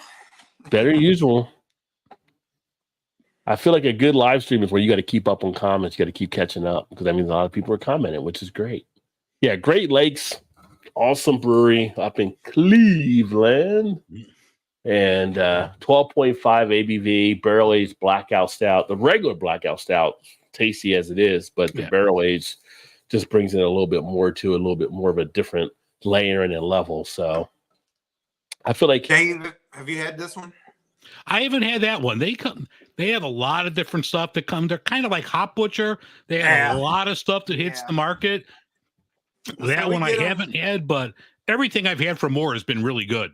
So we get them here, not like on a regular basis, but every month or maybe one drop a month or something like that. But everything I've had from them has been fantastic. If you like sours, they put out one, I think it's like late summer. It's a mango sour, and they use like tahini chili powder in it. Oh. God. Wow. That's good. I'll have to look for that one. Yeah, that's really good. Yeah, if it comes down this way. Yeah. Or if it comes out, let me know. I could get you some when it comes out. But that's like fantastic. Okay. Yeah, because I'd like to try that one. I was thinking, it's like I was pouring it and I could just smell it, just like the aromas was just like hitting me. I was like, I didn't have to get close to it to smell what it smelled like. I was like, You dropping weight, Todd? I was, but I probably gained a little bit. Right. You know, although I don't. Well, maybe probably since the last time you've been on. You've been on for a while, so yeah. But thank you. But I have in this past year for sure. Okay. Oh, that non-alcoholic beer. I wish. It would probably keep me from being next to nothing, I would say. But... You see Shannon like, what is this in my fridge? Yeah, right. You know, we bought some NA beers for a friend of ours when she was pregnant. Yeah. Still sitting down in our basement. So it's been like she's going on like 3 now. I think her third 3-year birthday is coming up here in a couple months. So it's like, I should probably just throw those out by now, but they're NA, so who cares? It's basically like flavored water anyway. So cook broths in it or something. Yeah, exactly. Yeah. So I just noticed Mal is trying to pull out a big gun, it looks like here. So what do you got there, Mal? Because that bottle's almost big as your head. Well, I've actually been saving this for just about a year. It's from Hubbard's Cave, which is also Unanay Brewing in Niles. Oh, yeah. It's good. I've had theirs too. This is their Hubbard's Cuvée V2. Actually, I'm sorry, it wasn't a year. We bought this in 2020. So this one's been going for a little while. I've actually been saving it for my birthday. Like I put it in the fridge ready for all this. Are you gonna open it up too? It's a cuvée, so it's 2 of their things. It's Accident and Hubbard's Cave Imperial Stout, aged 26 months in a 4 Roses barrel. Sweet. It'd be a lot cooler if you did. It's a barley wine, aged 37 months in Woodford Reserve and double oak barrels. And it's a quad with aged 24 months in a Heaven Hill barrel, all blended. What? So I've been looking forward to this one for several years, and I'm kind of excited to actually bust it open. And you can see it took me a little longer to open it because it's the wax coating top. So those are always fun. Yeah. Smell-o-vision, so we could just get a whiff of that. I was gonna say. I know. I wish, right? But I've been really looking forward to busting this one open for a while. So I kind of set it aside just for my birthday this year, and I'm busting it tonight. So cheers. Yeah, very nice. And how mad is he going to be if you don't? I've actually got the Hubbard's Cave French toast here. I got to drink that. Oh, that one's really good. I like that one. Yeah, 12% ABV, I think. So I haven't used my sounds at all much tonight. Yeah, that is almost as black as my soul. Yeah. It says 11% for ABV, but I'm willing to bet it's a little higher now, and that head is completely gone immedially. I feel like if those blends, it should be higher than that. Holy shit balls. Okay. There was a lot on the nose. I'm sorry. That surprised me a little. Because you have those things on, you have that tartness, a little bit of not vinegar, but almost like dill on the nose, even though it's probably not in the flavor. And then you have this crazy other side that's all like chocolate and coffee. So there's a lot happening in that right now. Ooh, all right. Cheers, everyone. Happy birthday, Rod.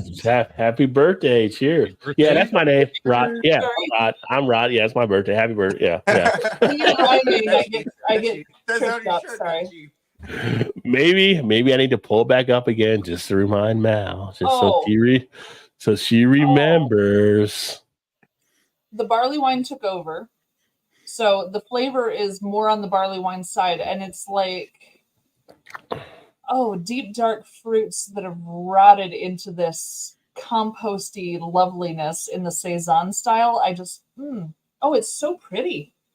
And then you have a chocolate back note on it. Gotta leave it up there. It's so pretty. It's so pretty.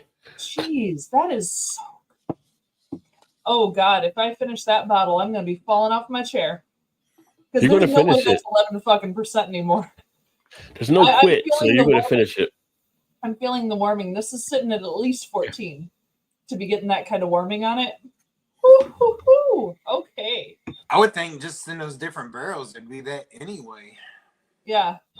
You would think. Yeah, that's gonna kick my ass before the show's over. I'll tell you what. I should have waited a little bit before I opened it. I feel like you probably ought to pour just a little smidgen for Chew when he gets home.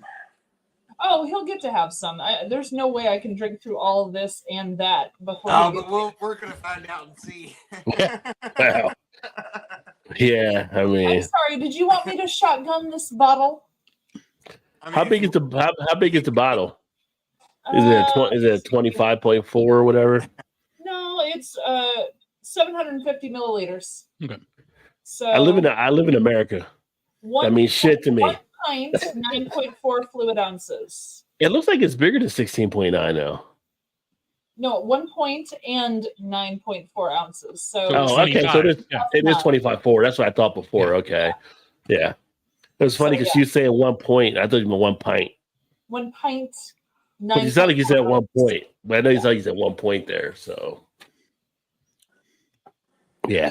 There's plenty of it to go around. Chew will have fun. And actually, by the time he gets here, it will have warmed up a little. And I think the flavor is going to completely change once it warms up a little bit.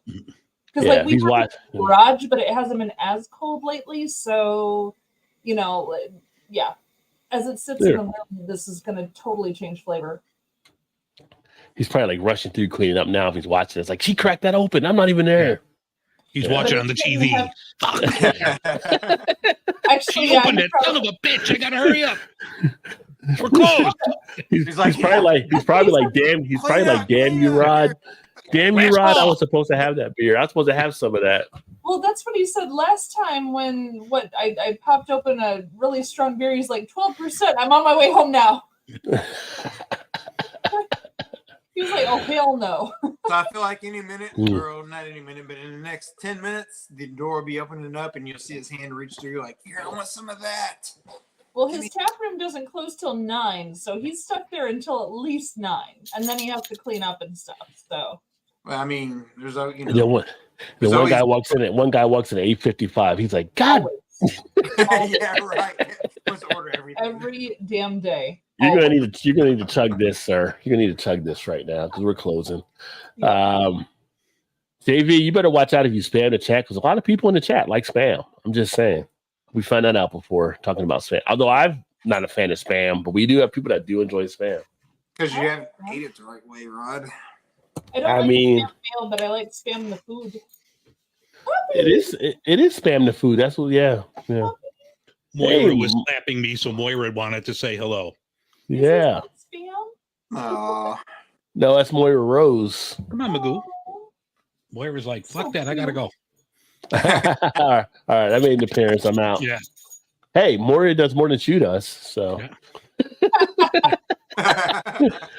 So I watched a math YouTuber yesterday. Now I'm figuring out how many cubes in a regular polyhedron and 3 in higher dimensions. We use this term polytypes for higher dimensions. Yeah. See all of that right there? Yeah. It was like, catch and bring it back down. It was like low ceiling duck. Whatever. that. Favorite spam recipes? No. Spam salad. That's you can start spamming the spam.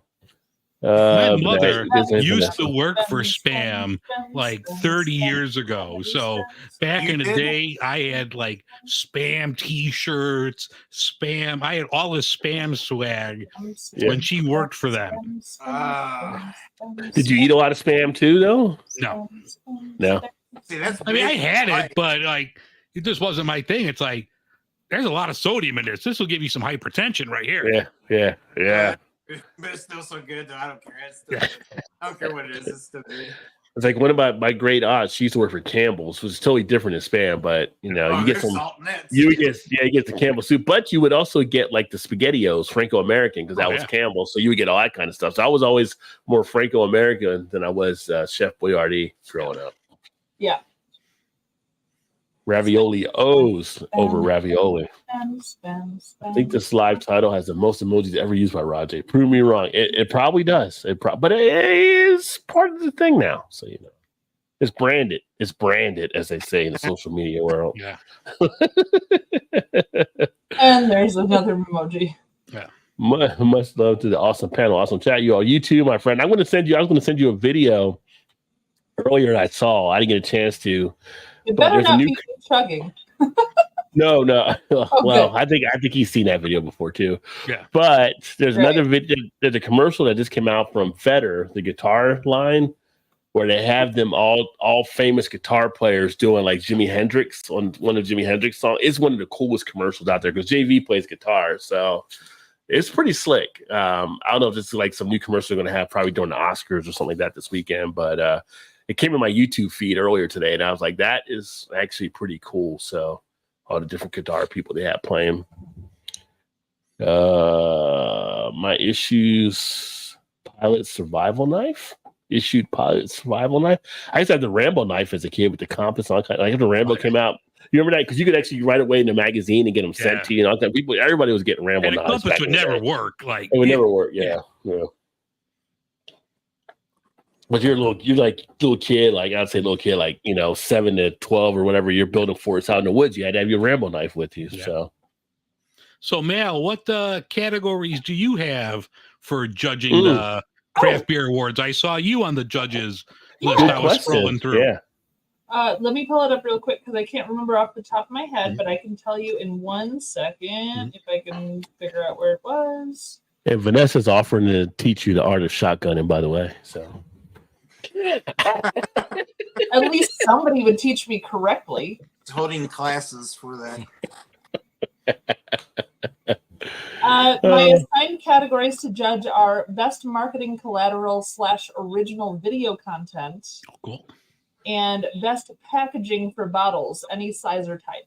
Oh, all right, cool. Oh, so, cool. Yeah, so you got two also. Okay.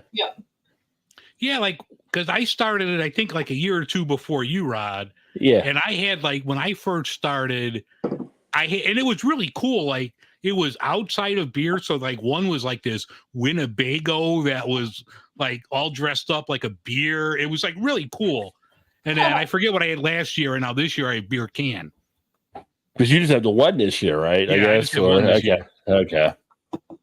Yeah, because the ones I know I told you what I got there. It was what did I say it was? Because I'm gonna actually start this weekend on the judging on stuff. Yeah. Where did I put? I know I messaged it to you. I know one of them is like best use, I think, of social media and marketing, and the other one is like marketing on site or something. Okay. It was, but I'm looking forward to doing both of them. Yeah, that was cool. Yeah, the one year I had video, that took forever because you had to watch the videos for every single entry. At least beer can is easy this year. You just look at the can. Yeah, it sounds like I have videos to watch. So So I will be doing that, but I'm excited though. Yeah, that's cool. So Chu sent in his application, but I guess they missed his email because he wrote them again saying, "Hey guys, what's up?" They were like, oh, we miss you, and I'm sorry, but the window's closed, and so he's not judging this year. He'll come with me to Vegas and like do the thing, but okay. But yeah, and by the way, do we get details on like what to do for like getting there or how to do that? Or like I've never actually gone to it. Oh, I intend to go. I want to go. So yeah, I haven't seen anything yet, but then I saw like Dr. J from Brew Association. I guess they're opening up stuff on there, but I thought last year we got some information about things that you're invited to attend because you're a judge if you end up going down there. Yeah. So I would reply back to Jim just to check with him on that part of it, just to see. But then so Chu's birthday is April 20th, and mine is obviously tomorrow. And we were thinking if we went to Vegas for this thing that we would do something for our birthdays while we were there, like something for both of our birthdays. So yeah, it's gonna be really fun. We're gonna kind of make a thing out of it. And I love Vegas. Vegas is awesome. God, if you go or when you go, I'll have to find it. There's like it's like a taco and a beer place there that like I don't know. I think they follow me on Instagram. I'm like, what's this? But I'm like, this looks really good. And I talked to a friend of mine and said, oh, that some good shit. Yeah, you gotta send me info because we would definitely check that out. Well, you go down there too. Dickie's in Vegas, so you gotta let Dickie know if you're coming down. Because Dickie will meet up with you too. Dickie's Beer Reviews. Yeah, he's in Vegas. Yeah, it's tacos and beer. It's a restaurant. 24 different tacos and 20 beers. But the owner of Chu's Brewery was saying that the CBCs are the same weekend or same days in Vegas. It's the same event, I think. Oh, is it the same event? Yeah, they're all at the Venetian. Yeah. I didn't realize it was the same event. Crushies are a part of that, the craft beer market and stuff. Okay. Yeah. So, all right. So we will be there. Yeah. One way or another, we are going to be there. I've already told my owners that no, I'm not available. But my title categories are best use of social media, Facebook, Instagram, Reels, or TikTok. And then best on-premise branding, coolest tap room, or beer garden. So those are the ones I'll be judging this year. It's fun. It's cool to be a part of it. My thing is, like I said, I'm starting this weekend because I found out last year you want to start as early as possible so that you can provide feedback. Because that's what you're trying to run through, and you feel like you're not getting enough feedback on stuff. So, yeah, that first year when I had videos, I did the same thing. I waited to the last minute, and it's just like the feedback was minimal. Yeah, I like this one. This was okay. Yeah, nothing in depth. No, I intend to start early just because I'm not a wait till the last minute kind of person if I can help it. So, because then I get panicky and anxious, and I don't like being anxious. It's not fun for me. It's not fun for anyone around me ever. Ever? No, never ever. It's bad. It's bad when I get anxious. Cheers, Bart. Great to see you, my friend. Hi, Bart. 5 out of 6 people agree that Russian roulette is safe. 5 out of 6. That was such a bad joke. What you did there? What is up, Sam? Cheers, my friend. He says, "Good day, legends." Hi, Sam. It's funny because when Sam gets on live streams, I'm like, I was talking about Australian football rules earlier. I was like, I told Sam before, like when you're in a live stream, that means I'm probably missing a match, and I flip over to ESPN2 or something, and it's Australian women's football, and it's like the perfect timing. But those women are beasts. I've talked to Sam about that league over there before. I mean, they just like crush each other. JV, I'm already feeling this one. I've only had a little bit. I can feel it already. Just a little bit, like 50 Cent, just a little bit. This event came up short on midgets.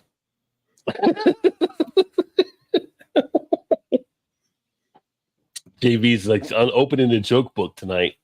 Yep. Midget chucking was banned here in the 80s. I saw midget chucking at a bar like 4 years ago? I remember seeing in the 90s when the Howard Stern show because Beetlejuice would get chucked in spots. Yeah. I don't recommend it. Like bystanders were getting hurt. Yeah, I mean, it's like jarts. You gotta be alert. The people around were not safe. It's like SeaWorld. You can't sit in the first 6 rows, the splash zone. Yeah. Well, Todd had asked earlier about the people that didn't get away out of jarts when you're throwing jarts. How do people not move? Those same people grew up to be the refs at track events. They got stabbed by the javelin. They didn't get out the way. So it's a special breed that gets stabbed by a metal pointy object coming your way and you don't do anything about it. Like, jarts. Yeah. So do one more knocking off work shortly. Very nice. And hitting the beers. That's what I'm talking about. Miller time. Nice. Short and stout from Vanessa. Ridge is still in the house. You guys still rolls? Of course, my friend. We do this for a bit of time tonight. It's Thursday. Unwind. We don't stop early. Yeah, we haven't got the beer news even yet, so we're still rolling. Still young yet. Oh, sipping on an HP Tavern Cut right now, eating pistachios. I do like some pistachios. What I don't like about pistachios is you got to take them out of the shell. Now, I know you can get some that are already deshelled or whatever you want to call it probably, but most of the time you're getting them in the shell. Yeah. It's like shrimp. You peel and eat shrimp. You got to put work in when you're doing that kind of stuff. Pistachios, you got to put work in. You don't do crab legs often, do you? I kind of avoid them now. I love crab legs. But see, here in Maryland, it's different. Because, like, if you're in other parts of the country, they give you crab legs. Here in Maryland, they give you the whole crab. And people put it on the table. They put, like, wax paper down on it, and you basically bang the whole crab to open up the whole thing. They eat the whole crab here, not just the legs. That's even more work. Stuff, though. I mean, that's what they do. That's what I'm saying. It's a lot of work, The legs in themselves were work, but now you got the whole crab to deal with. Yeah. It's an art science for sure. I mean, yeah. You had to break when them we and went down to Fort Lauderdale, I had crab legs, and I had a lovely time fighting my way through all those. Hey, you're working off calories while you're eating. Like, you're dipping it in butter, but you don't mind because you're fighting with that food. That is true. You're working off the calories as you eat. It's perfect. Much like me, you got to crack every little piece, every inch. Yeah, you got to crack every tiny little piece. And that takes time and effort. And that time and effort is calories burned while you're dipping it in the melted butter. See, it's perfect. I don't want it to be. Now some calamari. I will tear up some calamari. Yes. I will tear it up.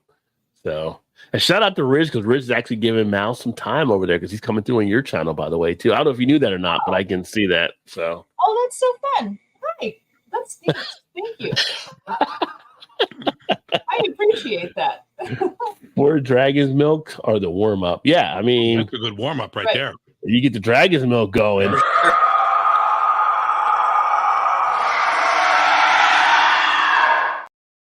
I mean, anytime I mention Dragon's Milk, I got to bring the dragon out. So Unleash the beast. That's what he said. Very good. Very good. Honestly, if he's calling it the dragon, I'm counting that as red flag number 600 at that point. So that is red flag number 600. Are you ready for the? Are you ready for the dragon? Are you ready for the dragon? And if I haven't run by 599, that's on me. That's my problem. That's what I'm saying. It's like you lasted to 600 flags. What's going on there? If I got to 600 red flags, man, yeah. But it takes a while to get to that whole dragon moment, and then you're like, "Oh hell no!" the dragon is on its way. Oh Jesus Christ! So gross. You said that 400 times. Like the guys who name their biceps, like this one's Susie, this one's Jane. Shut up! Oh my god. This one's big. This one's guns. Get the dragon there, yeah. Oh no. Trez in the house. Cheers, cheers, cheers. Now, what's up, homie? Those are the same guys that'll start naming your anatomy after you stick with them long enough. Ladies, don't stick with those ones. They will name your anatomy. He's like, oh, the dragon's about to go visit Twin Peaks. Exactly. No. Or they'll say Susie and Jenny. It's like no. We're not going there. Let's get the dragon back in the cave. I'll see how this guy. Everything about that is horrifying. It is. It really is. But it exists, and that's even more terrifying.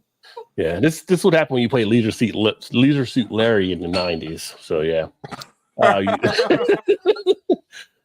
Funnels, ice, luge, vodka. Do they still do ice luges of vodka? I do remember that back in the day. They do. It happens on occasion. Yeah. Trez, hey Vanessa, sup Trez. JT says my fave lobster thermidor crevette with Mornay sauce served in a Provençal manner with shallots and aborigines garnished with truffle. Man, you were just getting so bougie on this. That one, is JT. bougie. That is bougie. Upon bougie.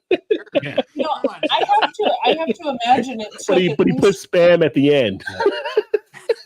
Yeah, but I have to imagine it took at least 5 minutes to type that whole thing. Yeah. Because he had to look up the spelling on like 6 of those. Fried egg and spam. Now you're good, so it's okay. You can have I just see JT order his meal, and next to him is a guy playing the cello as he's ordering the meal. I know, but while he's doing it, Can you top that with spam for me, please? Order that at Waffle House. Yes. He was probably sipping on a Bud Light while he was eating it, though. So I don't know about that. But speaking of JT, so we talked earlier about the bar, Elephant and Elephant and Castle. Yeah, so we went out there. She had a conference for work, my wife. So I went with her out there. We stayed at that hotel. That's why I got to go down there. But that's the same time I met JT during that visit. So That's fun. Yeah. Nice. What's up, Emerson? Cheers, brother. Cheers. PA Brew News in the house. Cheers, all. Cheers, my friend. I call it a dragon because it burns when I pee. That sounds like a personal problem, Paul. Of course. Hot liquid coming through. Watch your eyes. Yeah. All with the Zappa reference. Oh, yeah. That was the last item on the menu in the spam sketch. Well, there you go. Got to have spam on the end. Nice. I merely pasted it from the online script. I was about to say, there's no way you spelled all that. Yeah. Copied and pasted it. See? I feel that could have been like a scene in Blues Brothers when they're in the restaurant there in Chicago ordering and spam. Spam. I can't believe I didn't catch the reference, though. I'm kind of mad at myself for not catching the reference. The women. How much for the women? Yeah. Maybe we blame it on the beer. Maybe. Yeah. Maybe. Yeah, let's blame it on the cuvee. Yeah. Yeah. Blame it on the boogie. Yeah. Normally, I blame it on the boogie. Tonight, I'm blaming it on the cuvee. We're getting close to where a lot of people are starting to see some nice weather. So remember, if you guys start going out there and enjoying the nice weather, and you decide to go camping, just be careful. I know a place that's peaceful and quiet. A place where animals play. It's called the forest, but every year we start forest fires. A careless match or cigarette and poof, fire. So the next time you're in the forest, be extra careful, okay? Augustus says, if we start fires. If you knew it was me, would you have listened? That's the best part. That's the best part. It's peaceful and quiet. All right, man, we know. Okay, we got it. We got No, you should have heard the poof. Yeah, so just go out to the woods. Just be careful out there. So you can never have too much smoky. I'm just saying. But you want to do beer news? We want to do beer news? We want to get beer news in early this week. Let's do beer news. We could do a little bit of the beer news. Whatever you want, Rod. It's your channel. You can do whatever. Your show. Well, isn't that very diplomatic?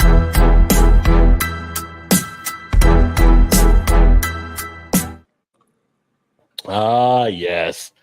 The famed reason why people come here for the beer news. Woo. Let's start with Duvel, which I love some Duvel beer.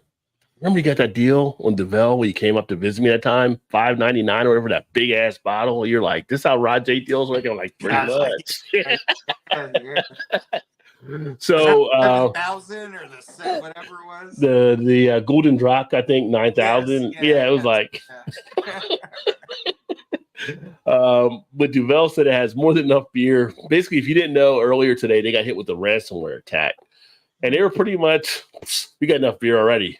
Got to do what you want. And they got it back online now, but they're kind of like, we're good. If you guys want to sit there and screw with the shit, we'll fix it. We'll get to, and they got it resolved, but it was just like, yeah, we're not paying you jack, Nice. Right. I think I hear knocking on your door. They're probably dropping it off at your front door there. Probably. See.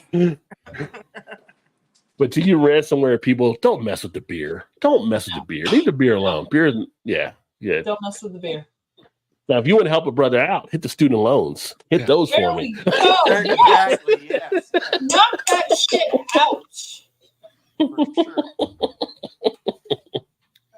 sure. Goose Island hitting the Chicago news, offering, I don't know if you saw this, $50,000 prize to guess the amount of 312 beer cans in a jar. So they got this up there, and I think they're doing like March 12th, I believe. Yeah. Mm-hmm. So if you guys do decide to take part, since you're there, or anybody watching, Big Daddy, he's in Chicago as well. But How big is the jar? I don't know. I didn't know how big the jar is, but I'm thinking like, you know what? How many 312 do y'all have just laying around crushed cans? Yeah. I mean, that's the next question, but it's like, how big is the jar first? I mean, if it's like a mason jar, I'm gonna guess like 7. And do you actually, like you said, do you have that much 312 beer to fill Yeah, the jar? these are like crushed cans. And I'm thinking like 312 hasn't been a big seller that I'm aware of for a while. So you're probably like, what do we do with this stuff? Well, let's crush the cans and do a giveaway and get some exposure to the company or This something. is probably just the cans that the staff has, drank at work and crushed. Like, Because nobody else seems to be buying. Right. Like, do they even have enough to fill a jar? I'm not sure. How big is this jar? It's an illusion. Yeah, for sure. it's like, It's like there's more. There's actually less than you think in there, where you make it look like it's more. But yeah. But Gallons. No, it's just like a 12-ounce. Okay. All good. Oh, but that's something that Goose Island's trying to do as a promotion there. But JT's in Chicago too, so if you guys happen to want to partake, maybe you get an extra 50 G's. Tuesday, yeah. I don't mind extra 50 G's. Yeah, right. Yeah. that would help.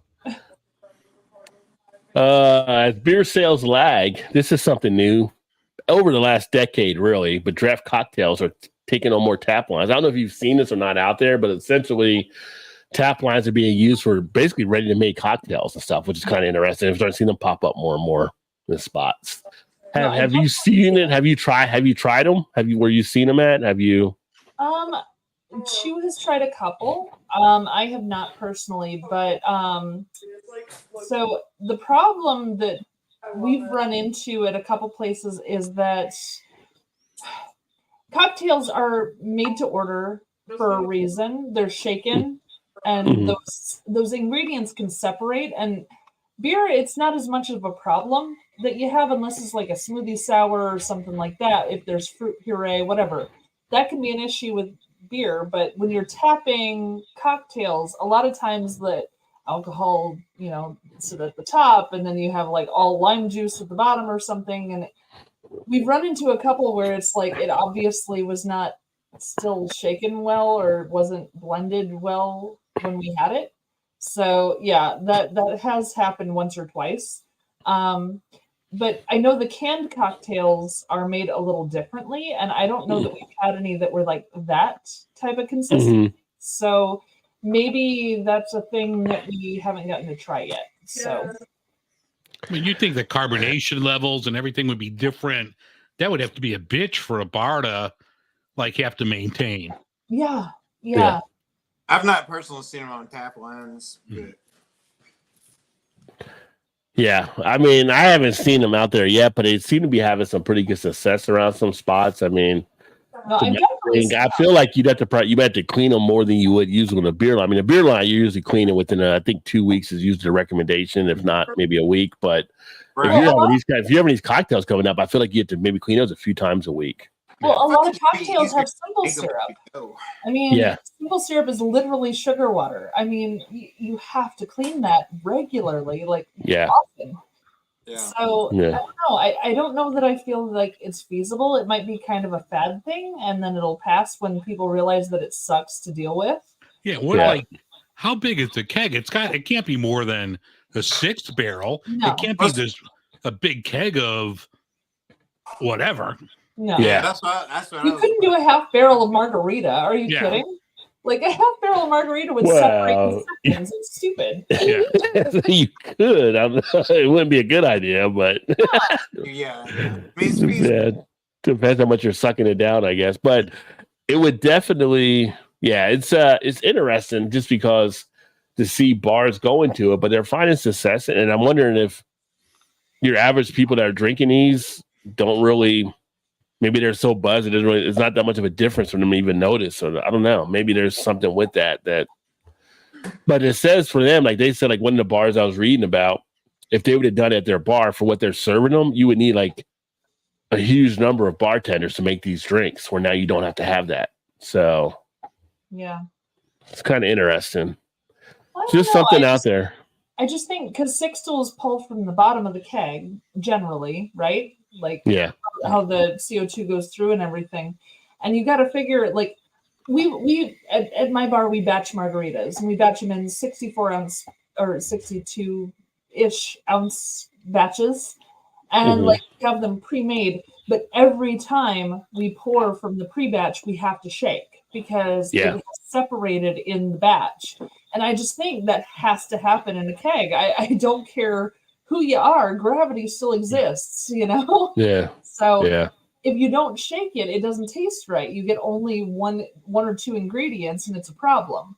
So I don't know. I can't, unless they found some way to fight. Well, I wonder if they have some type of, if they're dealing with some type of automated system or something, maybe where it causes stuff to pre-shake or however they're doing it. I mean, there could be something going on there where they have like this pre stuff being done. You know, it's kind of like when you get a drink, like thinking of Bourbon Street down in going to New Orleans, it's kind of like a lot of stuff's already constantly spinning that they actually pull from stuff. So it's already mixing already. So I don't know if they're doing something kind of like that with the drinks as well. And, you know, it's possible that they found a way to combat the separation that happens in cocktails. I don't know. I mean, maybe they have, but the ones I've tried or choose that I've tried so far, honestly, the separation, like either you get all alcohol or no alcohol. And it's been kind of rough for the ones I've tried so far. But a lot of those RTDs that are in cans are all malt beverages anyway. And it's just the flavorings that make it taste like whatever. Mm-hmm. True. Yeah. And like a malt beverage, that makes sense. It's not going to separate the same way a cocktail would. Yeah. You know? Right. So I don't know. Maybe they're just doing the malt ones and like calling it what they think it tastes like. I don't know. Yeah. So, but Smokey was a CD. Start a new challenge next week. Only 364 beer in 364 days, 7 beers a week, 52 weeks. Cheers. That's a new challenge. Cheers, Paul. That's awesome. I'm kind of back to you, Paul. No more than 8 beers in a week. Usually four or fewer. God, 8 beers a week? I can't remember the last time I only had 8 beers in a week. GT said, never been to the Goose Island tap room. I feel like at some point I'm in Chicago again. I need to try to get there just because the whole kind of experience, like, you know, like with Goose Island, everybody's more Bourbon County at this point, but it's kind of be a cool little site to check out, I would think. I know you guys have been there. The original one is done now. They closed the original one and they moved so you can't go to it. Oh, okay. So it's not like the OG one that was around in the late 80s. That's no longer there. Well, it's not worth it then to close that one down. Yeah. I went to the Brewers dinner for Fobab, and it was at their barrel room. Okay. And that was beautiful. Like, that's really nice. One on like Fulton. Yeah, that was beautiful. Like, it was super nice seeing everybody and hanging out and stuff, but cool space, gotta say. Yeah. Speaking of Choo says, nice flannel shirt, Mallory. Where can I get one? LOL. Like, dude, you're at your register. It's literally 3 feet from your head. It's right there on the wall hanging, and it's not your size, so you can't have one anyway. Better hurry up, Chew. She's almost finishing that beer. Yeah, you better get over this beer that she has right now because it's going down. Oh yeah, Chew, are you seeing? Are you seeing what I opened? I opened the Hubbard's Cave, the cuvee for my birthday. Who did that song? It's going down for real. Yeah. Stop talking and start walking. I gotta say, mostly idiots are drinking draft cocktails. Personally, I go to where live bartenders mix in rather than buy a draft cocktail. What is an artistry when you actually have a bartender kind of doing the stuff too? So yeah, if they're a good bartender, some bartenders are like I like to watch like Bar Rescue. They're like, you know, we don't know how to make an old fashioned. How do you not know? Like you learn that one of your first drinks is an old fashioned or a margarita, and they don't know how to make a margarita. Like that's the most common drink. Alcohol cocktail in the country, like you know, old fashioned, a martini, a Manhattan. Right that's like they're all like easy drinks that actually, you know. But it's funny. But yeah, sometimes I watch Bar Rescue and it's just like, no, people can't be this dumb. This is all stage type stuff. When you see some of the stuff, until I get into those experiences when I'm at a bar and it's like, wow, it's just like training is really lacking. And you're like, this is why. So it's rough. Right So we had a customer come in. He asked for, he asked for a martini straight up with 2 olives. Mm-hmm. The server tells the bartender what he wants. The bartender makes martini straight up, 2 olives. And he tried it and he said, "This is not what I asked for." It was, but okay. What did you want? And he's like, "It's a martini straight up, 2 olives." And we're like, "That's literally what you have." And he's like, "You guys obviously can't handle this. I'll take a margarita." And I'm thinking, the fuck, dude? Yeah. You're telling our bartender, who is a actual mixologist, that they did a martini straight up, 2 olives incorrectly? No. You don't know what you're ordering is what happened. Some other bartender gave you what you wanted and told you that, yes, of course, whatever you say, you're fine. And now you think that's correct. It's constant. It's nonstop. Yeah. People don't know what they want. Oh my gosh, we have one guy who comes in. He tells us our margarita recipe. He tells us the ounces. He wants this many ounces of this many ounces of this many ounces of this many ounces of this with at a brewery in a tall glass. He tells us this. And we're like, okay, so it's a margarita tall. Got it. Fine. We know how to do that. So we make the drink and just you never know what you're going to run into. And he doesn't complain, but he is picky about who makes his drink. Like, we'll have a bartender back there, and he's like, "I didn't like hers before. That server over there, I want them to make it." And I'm like, "That server isn't trained behind the bar." And he's like, "I want them to make it." I'm like, "All right, dude, whatever. That server is now going to make your drink, who's never made a drink before, by the way, let me say." Yeah. He's literally worked here 3 weeks. He doesn't know how to make a cocktail, but he's going to make your drink. How's that feel? Like, people get weird. Yeah. Like, not even kidding. Yeah. Well, I mean, yeah. I'm trying to figure out what this guy wanted with his martini now. I know. Yeah. I know. It's like, what did he want? Like straight vodka with olives? What do you want? Maybe he had a dirty one before and didn't realize it was a dirty martini, or maybe it was.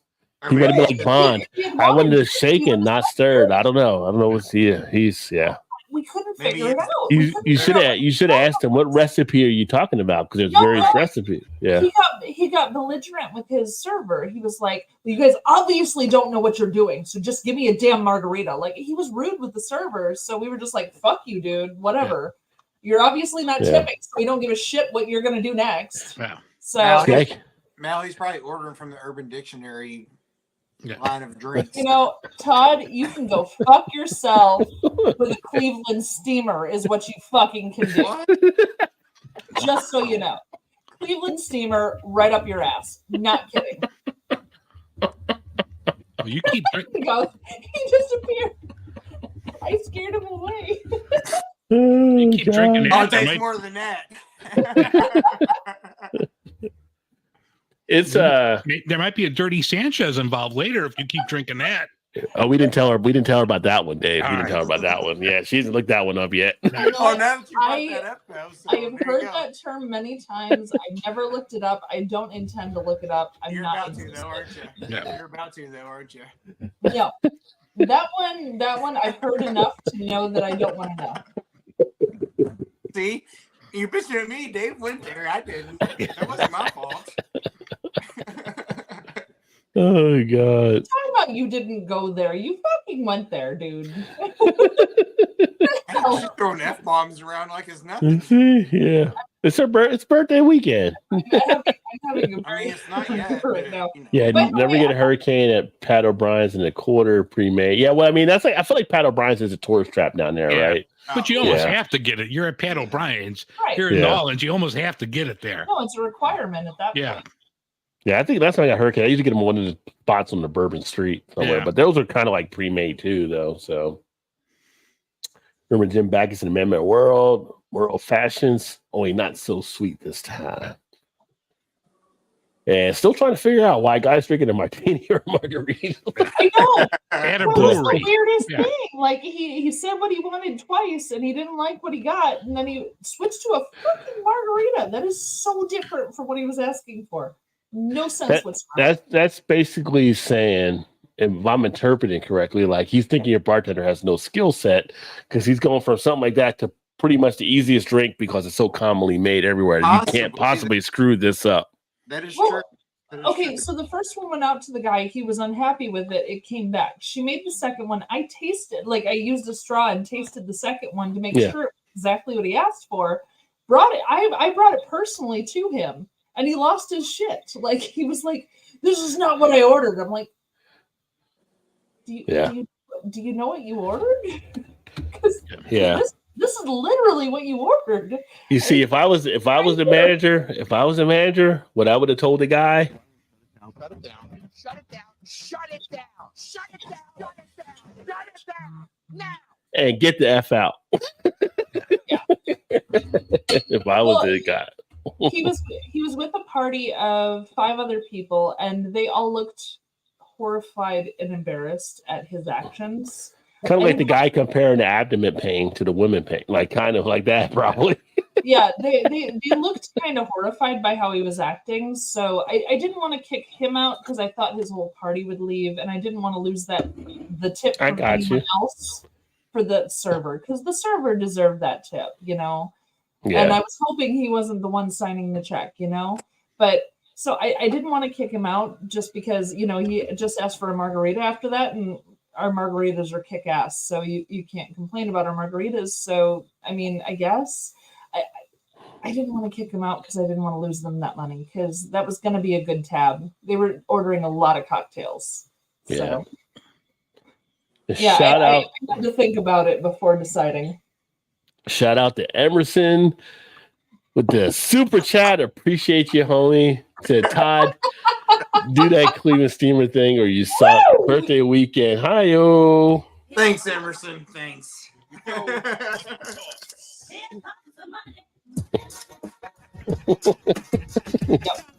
Yep. Appreciate the super chat there. Maybe he thinks a martini's made with vodka that he doesn't have to specify. But it could be gin or vodka, right? Maybe. Yeah. Well, no, the server asked him if he wanted the gin or vodka from the first. Like, we always check. Yeah. Because we have people who just want their gin martinis and people who just want their vodka martinis, and we do separate. So it's all good. But no, he was just a bastard, really, what it comes down to. That man was an asshole. Well, So- I mean, do you get that don't know, like the difference? Like, But we Yeah. also get folks from Wisconsin coming in who want the Wisconsin old fashioned, Yeah. and we don't make a Wisconsin old fashioned. We what's the make difference? a proper old fashioned. It's pretty much the same thing, but with club soda. Like, it's Yeah. watered down and shit, and we Oh. don't do that. So like, don't you come in with that? Don't come here with that spotted cow bullshit. We ain't You're doing right. that. it's sweeter and watered down, so we don't do it. Yeah. But we have people complaining because they want a Wisconsin old fashioned. I'm like, well, Wisconsin's literally like 40 fucking minutes north. Go on. Yeah. No, like I got no time for you. Like, does this look like Wisconsin to you right now? Because it's not, doesn't to me. Like you're in We're 40 minutes from the place you want to be. You're in Illinois, not Illinois. So Shut up. God damn it. Oh, back to beer news. Ohio Brew Association to host Women in Beer Summit in April, which is pretty cool. Ohio Brew Association always does some pretty good stuff. So sadly, when I left there, I was making some pretty good contacts with them, but salute to them for hosting a women event upcoming. 21 First Amendment Brewery ushering in a return to tradition with an amendment lager. So they're bringing out a lager there as well, which I'm kind of surprised they don't have a lager out there already, because 21st Amendment is usually pretty good on the pulse of things that people like to enjoy, and they're pretty solid as a brewery. Mm-hmm. So if you can get their beers, definitely recommend them. Being back on the East Coast, I do get Evil Genius now, and they're going to be actually debuting a new magically delicious green beer with Lucky Charms, which I will say, if there's one cereal I have in my house, it's freaking Lucky Charms. Now it's kind of like, I'm not sure what's all going to take place in the Lucky Charms beer, but I'm saying 7% IPA. If I see you, I'm grabbing you. I'm putting you in the cart. I have purchased for Ruby, and I found it on Amazon. It's this big ass bag of just the marshmallows. I've seen those. Yes. I've seen those at Jungle Gyms. Yeah. Yeah. Just the marshmallows. I have to figure who's going in with their fingers and picking them out, and who did they wash their hands? I don't know. The Lucky Charms I actually have here in the house right now are the green ones, where it turns to milk green. So it's St. Patty's Day month, but fancy. They're all green marshmallows and stuff like that and everything. But I have the regular ones. I mean, I don't always do Lucky Charms, because as we get older, we try to take more health type stuff, and it's like, oh, now you gotta eat Cheerios, you gotta eat Cheerios, you gotta eat Life, but once in a while you want to be a kid, and the wife, she's more Captain Crunch, so she got some Captain Crunch cereal a few weeks ago, so I was like, I'm gonna get me some Lucky Charms. So once in a while we throw that stuff in there, right? So it can't be brand all the time. Just not made that way. I'm not Joe Biden's age. I can't be just eating brand all the time. I want some fun in my life. I actually do buy Raisin Bran for fun. That is a happy place for me. Strangely enough, I do like Raisin Bran, but wrong answer. Yeah, block her out. I literally bought a box of Raisin Bran today when I went shopping. So every time you say it, I want to hit you with the buzzer. Raisin Bran. What are you doing next Thursday? You were late on the buzzer. I was laughing at Todd there, so yeah, but at least you're all cleaned out, so Well, I haven't eaten any yet. I just bought it today. There's one advantage. We talked about it before a few weeks ago, where Tennessee was doing this stupid law about possibly the cold beer. Right. Well, apparently now it's pretty much, they made the changes to the bill where right now cold beer is safe in Tennessee. So good. I'm so glad to hear that. It's just like, who was the idiot that came up with this idea in the first place? Like, it's just like someone who didn't have enough coolers in their 7-Eleven and was like, no, we're going to change this. Well, one is like, who came up with it? And two, why do we keep putting these people with this kind of thinking in office in states? Like, you got to stop. We got to stop electing these kind of people that are just this stupid. You got to stop it. Well, there is actually like South Carolina and some other states where you can't buy like cold beer in the like, they have like a separate entity for it. Yeah. Because it's like, oh, you got to go home and cool it before you drink it, so that way it's safe. But like, no, I couldn't go to a bar and just drink again in my car. Yeah. Like, it's just the rationale and stuff. It's just. Well, I mean, Indiana, for one, like you can't go into like a gas station. You can buy like other things, but not beer cold. Yeah. You could probably buy bullets in Indiana at a gas station, but you can't buy beer. Yeah. I mean, you can buy shit that you don't want to drink. Probably, Sure, you can't buy beer cold. Yeah. It's on the shelves, but you can't buy it cold. At a gas station anyway. No, you can in the liquor store, but Yeah. But you can't like at a Meijer or a Kroger or anything like that. You can't buy cold liquor. But you can go right across the street to Applebee's and get drink and then do whatever you're gonna do afterwards. Well, so you wouldn't, yeah. It's like, yeah. I mean, it's just the laws and regulations are just so dumb from state to state. Then it makes sense. It's like they said, the guns don't get. It's the law. It's the people. It's the people that are making these laws. Right. Like drink enough to make those laws. Just when I think there's intelligent life, something pulls me back. Talking about Great Lakes earlier, they are actually introducing their Juicy Vivacious Double IPA. So that's a new release coming out from Great Lakes, which, I drank Great Lakes earlier. Right now, I just cracked open one that is actually from Double Nickel in New Jersey, Nocturnal Creatures 7 Tiramisu inspired Imperial Dessert Stout. This one comes in as a nice sessionable 10.3% ABV. So that's what I'm drinking right now here too. Yeah. But as far as Great Lakes, they do some pretty good IPAs in their stuff that they do. So, I'm a big fan of the Chill Wave and the Monster and some of the stuff. And it should be at this point now. I think we talked about this last week. Like Nosferatu should be out. I think their Red Ale comes out usually. I wasn't on last week when you were talking about it, but that's usually like around Halloween that comes out. Oh, was it Halloween when it came out? I thought it came out in February. I thought it was like midsummer. No, that's always like, if I remember right, that always came out like around October-ish. Now that you said, I think you're right. I think it is kind of later in the year. Yeah. All right. So right now it's usually like the Chill Wave and the Great Lakes Monster or whatever. So Rod just got schooled. I remember I was thinking, I didn't get schooled. I mean, I could have been at a store when it was still on the shelf, and it was I could have thought it was February because of that too. So, that's true. Mao. I think my Benny still has that barrel aged Elliot Ness from last fall. Right? So yeah, you can still have that out there too. Do what? What'd you say? You're spicy tonight. I don't like it. I like it. Well, that's why she married you. Throwing it out. Just because she can't shotgun a beer, she's attacking people. Well, Buster. You are cruising for a bruising, sir. Just because she can't shotgun a beer, so attack everybody. If you taught me correctly, I would be able to. But no, that didn't happen. That's such a millennial answer. Hey, Gen Y, fucker. Somebody need to help me. Oh, you want a trophy for that? You want a trophy for that too? Everybody wants a fucking trophy, except for me, because fuck this. I almost chugged a beer. Here's my trophy to prove it. Almost. Oh my god, I'm drunk. Why the hell am I still talking?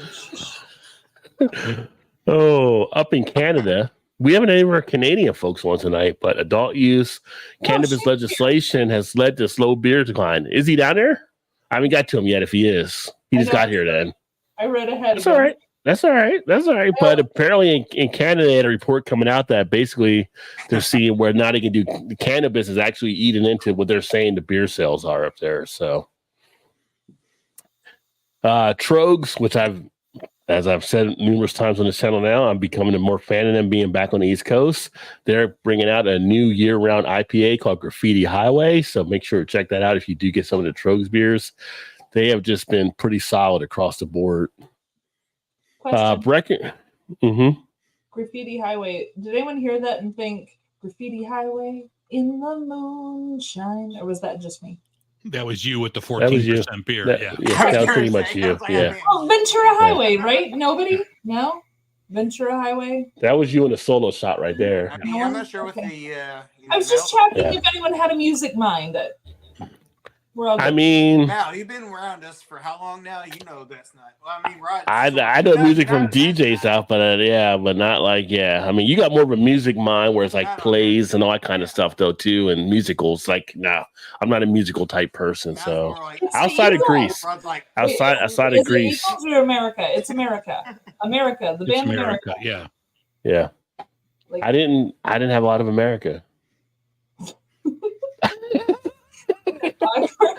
I mean, I had Kansas growing up. There was Kansas. I had Kansas. Dust in the wind. All she is dust. I had that growing up, but I didn't. That's like the same as America. I mean, come on. America and the Eagles and Kansas. And there were a bunch of bands that were kind of in that fucking zone. Eagles. God, I hate You know. You know what's a funny song that you're talking about? Some of the old classic rock stuff. When I'm seeing these videos pop up, I didn't realize how much of the younger folks did not know about the song Bamalam. That's like a hot reaction taking place right now. People are like, I can't believe like they never heard this song Black Betty Bam. Like this song is like a classic, but apparently it's finding new legs under it now. Yeah, and that was like a one-hit wonder group with that one there. But yeah. Now I got stuck in my head. I'm trying not to sing it, but anyway, Breckenridge. They're going to channel the luck of the Irish. They're coming out with their Nitro Irish Stout. So we are in March, so you're going to have a lot of the Irish type beers, which. If we go into next week, decision is, do we want to come in with St. Patty Day beer type things? Do we want to come in with some of that stuff for the theme? Or Mouse is like, yeah, let's do it. Yeah. So I want to do that. I mean, I got to set my beer shopping up for the weekend. Like, am I looking for Irish like, because I do want to get one, Great Lakes. I mentioned them a couple times. Their Conway's is a great beer to have this time of year. The Conway's I love that solid. Beer. Yeah. And then you have like, Breckenridge has theirs with the I've had the one before with their Irish beer they have, but I can get a stout version of it possibly. And there's other ones that are out there too. So something to think about as we head into it. I saw when I was beer shopping at Binny's yesterday, and I haven't seen this in forever, and it only has because St. Patrick's Day, but Killian's Red was out. I'm like, oh my God. Like, what year is this? Killian's Red. Yeah. Oh. You know what? I've actually started going back to some of the old macro stuff. I'm going to see if I can get a Killian so I can do a review of the Killian. Because back in the day, I used to drink a lot of Killians. Yeah. But they only had it in the 12 pack, and I'm like, oh, I that's don't want to grab a dedication. 12 pack of this. Yeah. That's dedication. Yeah. Yeah. If they had it in like the mix your own 6-pack, I would have definitely grabbed a couple and did it on the show. But I'm like, I don't want to do a 12-pack of this. I've got two garbage disposal. I will take it. I've never got it. Yeah. Maybe I haven't. I'm not sure. That's a good one. I have to look for it next time. Well, Mal was so happy last week when she got a genuine draft, which was pretty cool. Yeah. Oh, yeah. I was so pleased. I was so pleased to finally have that again. It's been a really long time. And you're lucky I don't have your number, Mal, because I almost texted it to Rod to text it to you. But when I went to the grocery store yesterday, it was on sale. Let me see. Yeah. And I took a picture of it.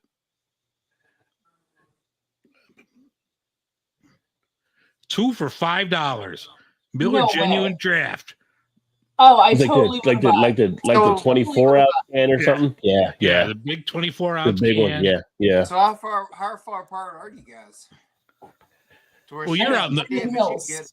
Yeah. So I mean, like this was like the northwest side of the city.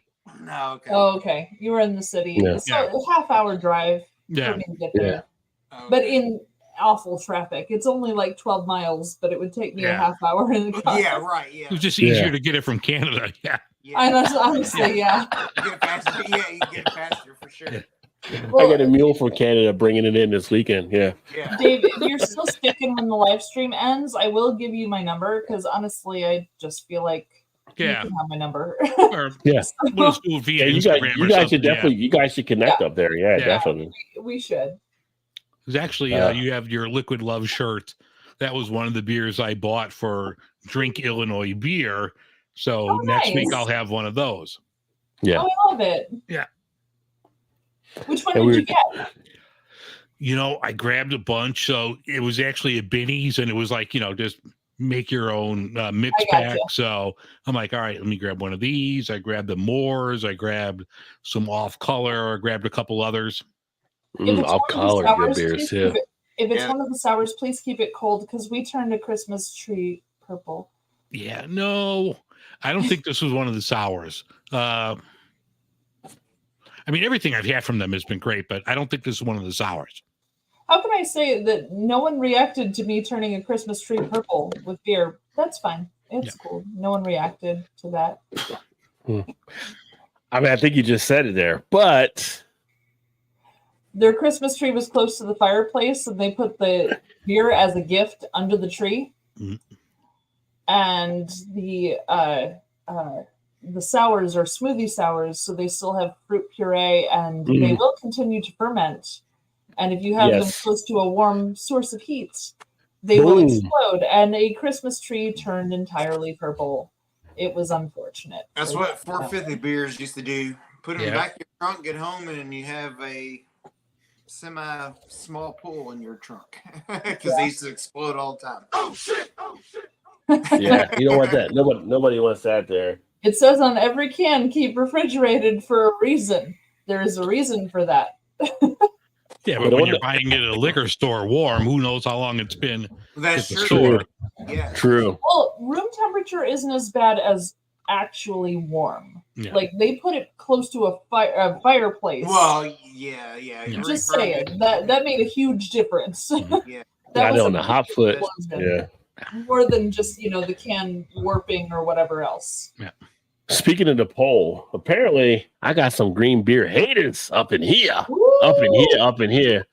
Only 24% of people actually like to use green beer in March. 76% said no. They like keep that green beer to yourself, son. So yeah.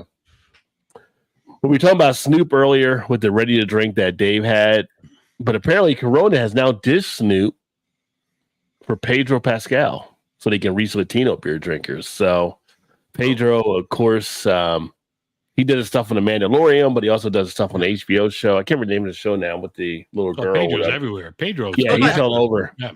I feel like you can have both. Why would you have to ditch one to have the other?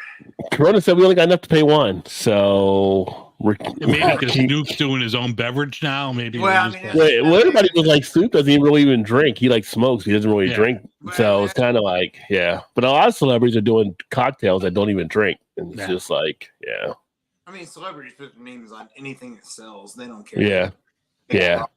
So it's all about those dollars for them. So I mean, it has a vodka for sure, almost. Like, have mine.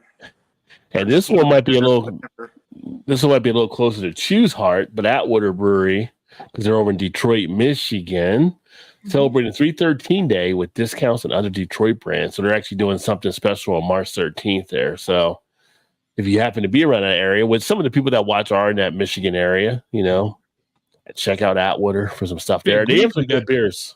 312 in Chicago, 313 Detroit, 314 is St. Louis. So it's going to be a big week for Midwest beer drinkers. Yeah.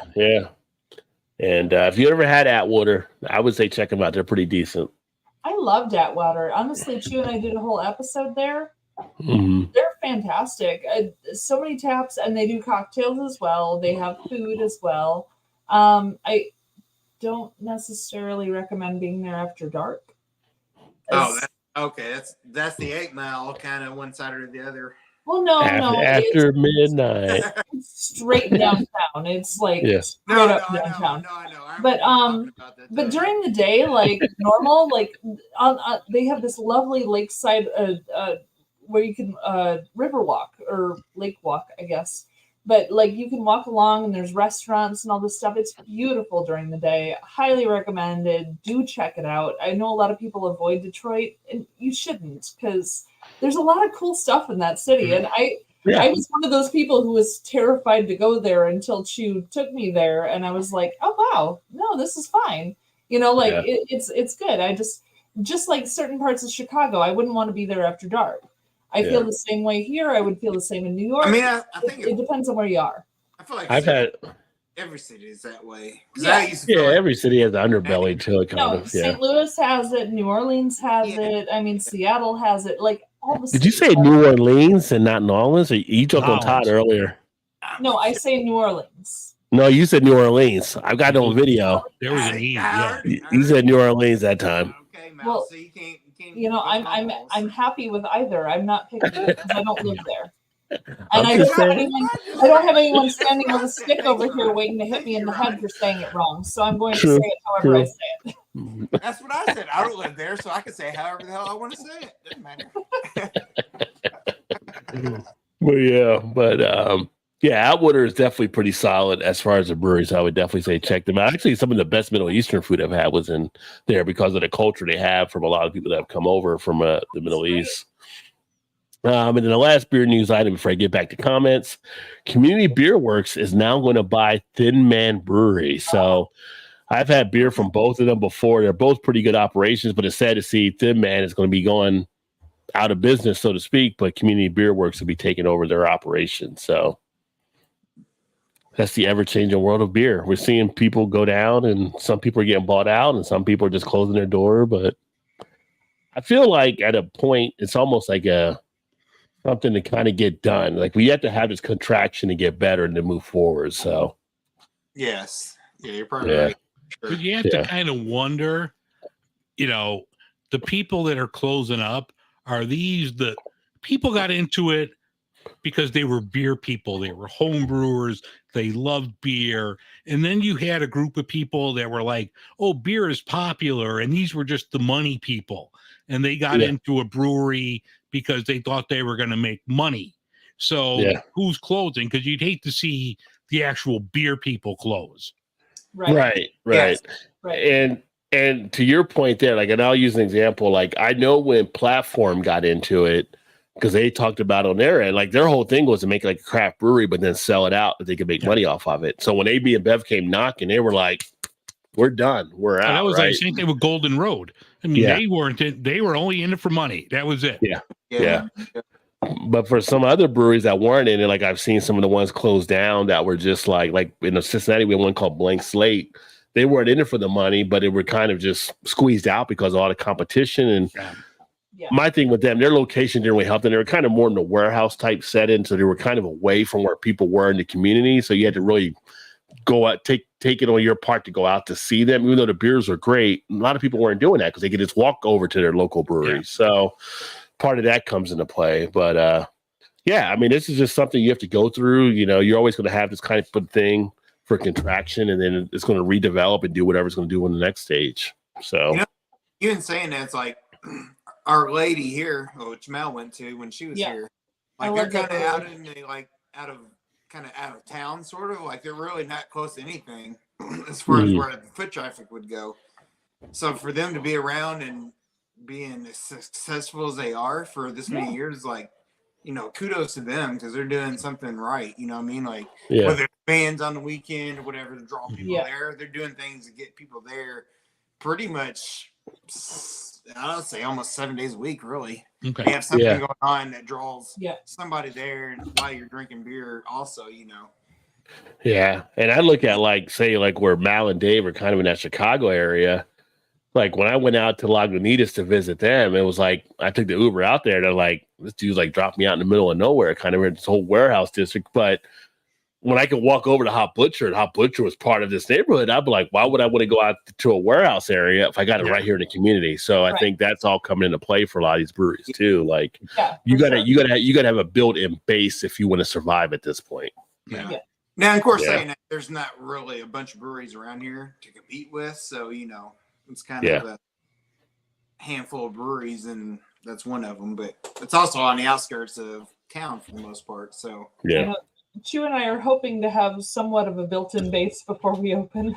Yeah, that's kind of what we're hoping for. I mean, that's a good goal, I think, to have. Like before we moved here to Baltimore from where we were at in Kentucky, the town we were in, they were just putting in a local brewery. So right before I didn't get a chance to go see it, but it was going to be right around that area. So they were going to have that built-in, developed base already of people that were looking forward to it. It makes a difference. It makes a difference. Yeah. So, and saying that, so it's like Taxman, which is 15, 20 minutes from Indianapolis, like south of Indianapolis here. It's a Belgian-inspired brewery. And it's kind of rural when you go there. It's like in the middle of nowhere. Yeah. But the brewery there is cool. Their food is phenomenal. And they have, I'm going to say, last time we were there, it was like 20 taps. And it was all their beer. Like they didn't have no outside beer. It was just their stuff. Yeah.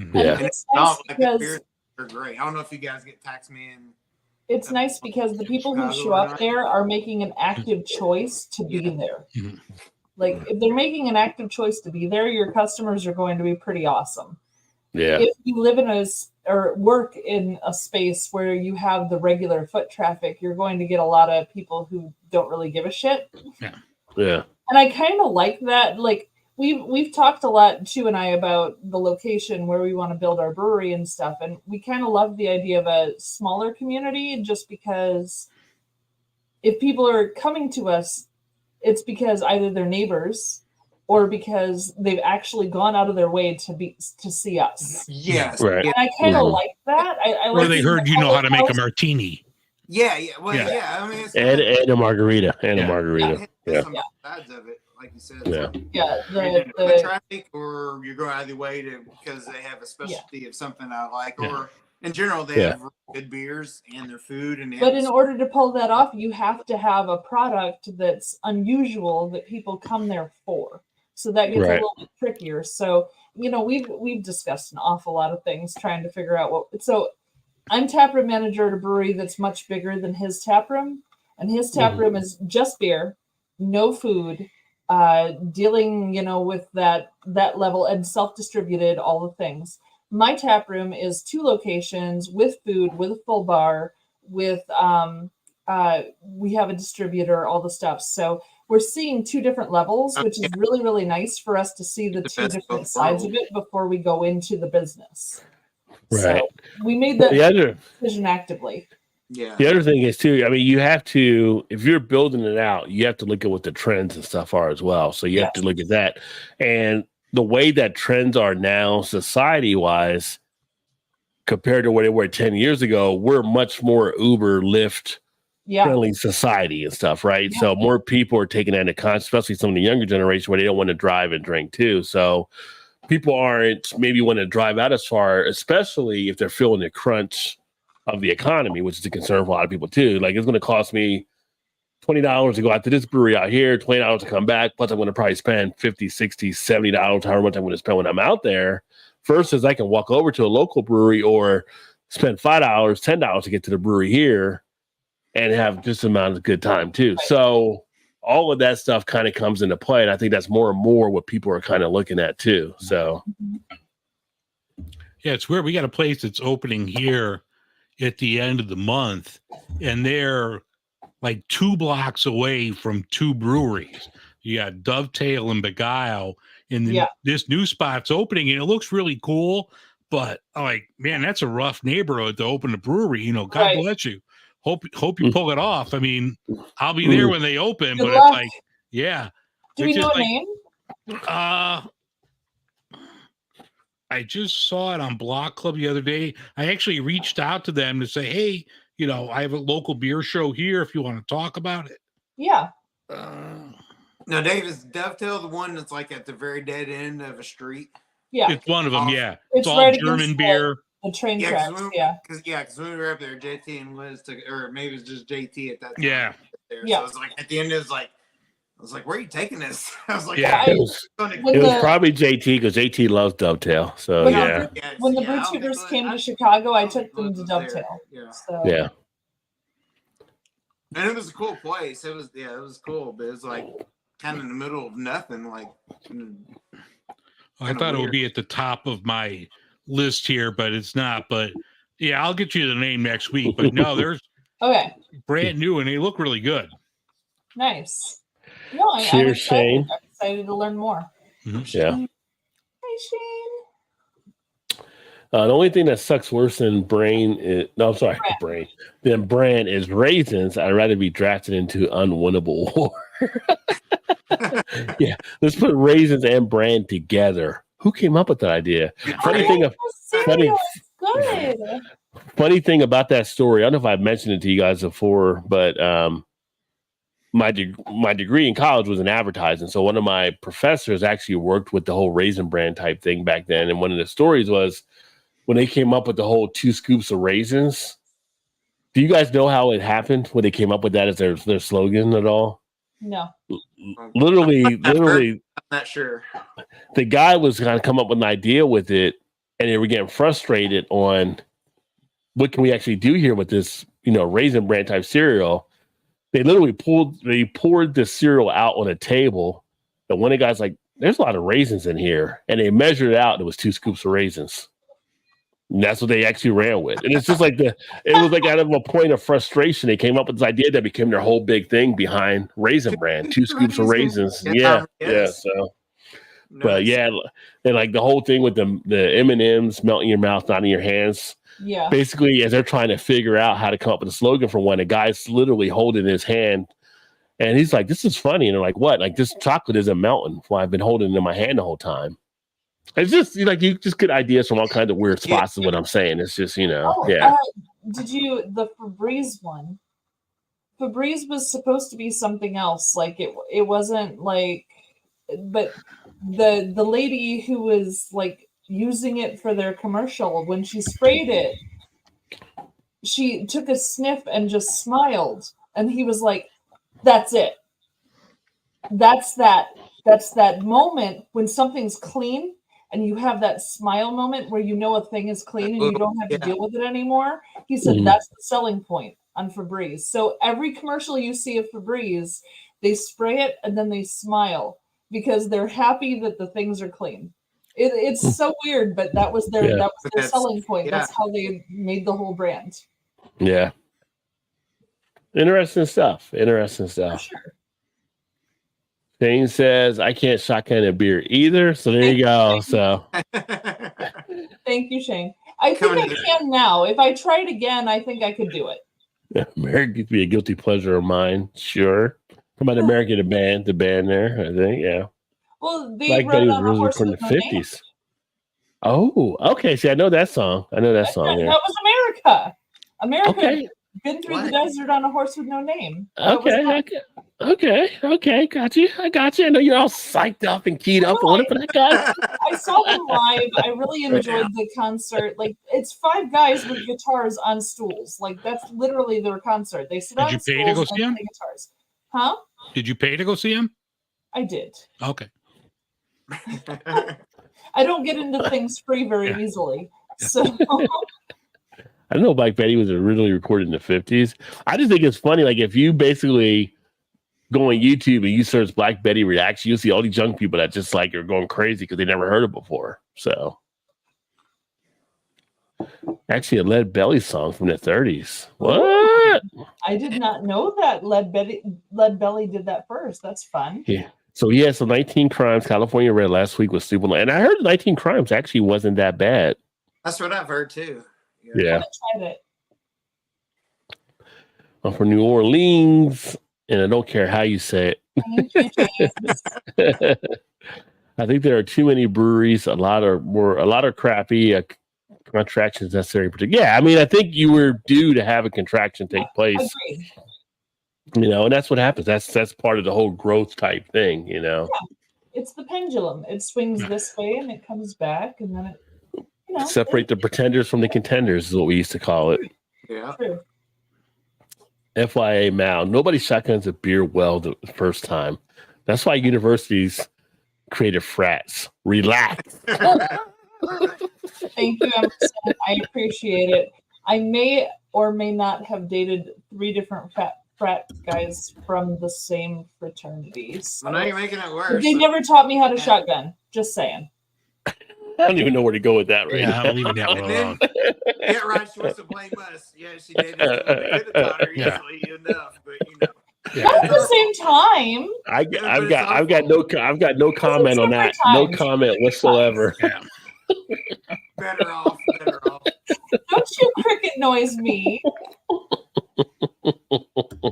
I also had a sugar daddy for 2 years. Are you going to cricket noise that too? I'm gonna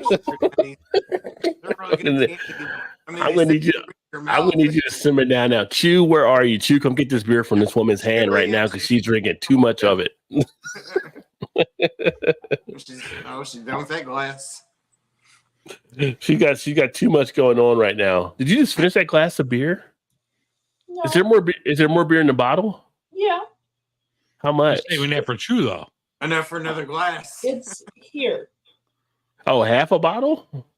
Yeah, it's there. Oh, now it dropped. So it dropped a little. Sugar daddy. Yeah, she is. That was fun, man. She had a sugar daddy. Sugar daddy, huh? When was just that? for like a year or so. It's fine. What did he buy you? You buy anything good? Oh, he didn't have to buy her nothing. I mean, it's a sugar daddy. Usually buying something. Well, yeah. Well, yeah. I mean, yes. But wait, how old was the sugar daddy? 39. Really? Okay. I was 27. Oh, I was 12 thinking years. like in the 60s or 70s, a sugar daddy. Yeah. 50s. Well, 70s. No, he had a lot more money than me. So, like, if I would go to visit for a weekend, I would be there. And if he got called into work or something, like, I'd be sitting there watching TV at his house, and he'd come back and he's like, hey, let's go out to dinner. And he would take me on his yacht out to an island for dinner or something, like, it was stuff like that. Plus, he was built like a Greek god. He was gorgeous. So, just saying. I hate you. Yeah, he doesn't like it when I talk about this. I'm sorry. I know, so I said, I hate you. You're supposed to look, but you didn't. So, I'm sitting there looking around. Like, I don't even have like the right proper sound effects you can bring in at this point. I'm just like, I've got nothing here on my keyboard right now to even chime in.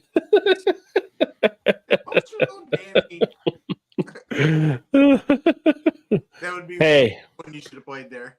Everybody lives their own life, so live your life, Well, she emptied the bottle. Oh, yeah, nothing for chew. Oh, nothing for chew. It's still dripping. I gotta wait. Yeah, I'm leaving that alone. Right? Is that the first time for you? Me too. Beer and beer and beer. No champagne or girly drinks. We drink beer and beer. Oh yeah, that's what we do here. I still haven't heard my song. Every Thursday. I don't usually get this drunk though. It's your birthday weekend. I know. I'm going overboard for that. I don't usually do quite this much. I feel like Chew's gonna walk in and be like, Yeah, probably. Like, what are we talking about here tonight? I still don't know what movie that's from, but that's one of the funniest lines I think I've heard in a while. But that being said, some great beers, some great chat. I can't believe I'm caught up with comments and we still got like 20 minutes left or 16 minutes left. So I have a news. I have beer news. Oh, fire away. So Pink Boot Society had get-togethers in January and February to create a beer that is being released in the Chicagoland area. It's called Riveting Rouge. It's Irish red ale, and I helped make it. So nice. It's gonna be at Eris tomorrow. That's the one at Eris. They're having a release party on tomorrow. Okay, because I was thinking of going tomorrow. A lot of places for International Women's Day, mm-hmm. But the label has like 3 women that are dressed like Moulin Rouge, Rosie the Riveter. So they're dressed like her, but there's like one that's Indian and one that's black, and that like I love that they're kind of branching out on it a little bit. Good. I would have thought that you said Rouge, it would have been Moulin Rouge. No, like 3 women dressed from that would have been like I would have thought. But. Yeah, so Riveting Rouge is an Irish red, and it's dry hopped as well. So I'm super excited about the release. I will be at Dovetail and Miskatonic tomorrow just for the release parties because it's my birthday, and I'm gonna, what time is Dovetail? Drink tomorrow, and it's gonna drive me around. So. What time at Dovetail tomorrow? They said. I'm not sure exactly what time the party starts. I have. I thought it was later in the day for Dovetail because I know like both of you have your birthdays. My mom's birthdays as well. So tell mom happy birthday! Yeah. And then I was going to stop at Eris on the way home, and then I saw that Dovetail was doing something also. Oh, we might run into each other then. Yeah. That's super exciting. Mm-hmm. But yeah, so. Super exciting. Love that they're doing kind of this big release party for International Women's Day, and I helped make the beers. So if you try it, I helped. I'm very excited about this. I haven't done that before, so that's all new to me. And anyone in the Chicagoland area, I know JT is Chicago too. Riveting Rouge. That is a beer that I helped make. So Riveting Rouge, Rosie the Riveter. There you go. Yeah. So it could have went either way because he had Riveter and he had Rouge. That's why I was thinking Moulin Rouge earlier. Yeah. But you know. But yeah, so that's how I'm spending my birthday, is going to breweries and trying the beer that I made. Is it going to be? Are they canning it, or is it just going to be on tap? It will be canned and tapped at both locations. I know Miskatonic is doing both, and Dovetail should be doing both as well. So. Okay, cool. Nice. Yeah. So it looks to be a little bit of a celebration weekend. Yes. Everything you'll be glad together with turn around. Every now and then. Turn around. I have no idea where that came from either for a movie. I gotta find out. I gotta find at some point, but yeah. I appreciate you playing my favorite little clip. Well, there you go. You know, that's what we do. We get on here, we have a little fun time, and we enjoy. So. And Dave, you had something to share too? No. Like you did when I was saying, "Hey, I have beer news." So I thought you had beer news. I too. think I was waving or something. I don't know. Checking. Yeah. I felt bad because I thought I cut you off. No, no. Oh. I was just waving. Yeah. I was just waving. So yeah, hopefully I'll run into you tomorrow. That Yeah, I'm would be gonna take my amazing. mom out I for haven't met lunch. you in person before, so Yeah, because I know like tomorrow I'm supposed to take my mom out for lunch, and then I'm like, all right, cool. Then I'll stop at Eris because it's on the way home. So I know they were having something. So then cool. So your mom's birthday is tomorrow. No, it's Same on as Mouse. Saturday as well with Oh, yours. so hers is mine. Okay, the Yeah. 9th. Okay, cool. Yeah. Just tell her happy birthday. Great I will. company. Great Yeah. company. She should get the deals just because it's the same birthday as Rod. Yeah. She should. She should get Rod J deals too. Oh, yeah. she Start does. taking her My with you to buy beer My all mom the will find a deal. time. See, it's in- Maybe must it's be something with that that day. dance He must be. Like, oh, your birthday's the same day as Rod J's? Okay, here's Yeah. 75% off. It just tends to happen, which is good. Who doesn't want a good Take me deal? on for $2.99. It's all yours. Take it off her hand. So, Dave, anything upcoming on your show or your podcast next few weeks? Yeah, I'm gonna be doing more like Illinois beers. I'm gonna talk to next week. That'll be out in a couple weeks. I have it's a family-owned hop farm in Colorado. So I'm gonna talk to this woman who runs this hop farm and talk about different hops, the hop industry.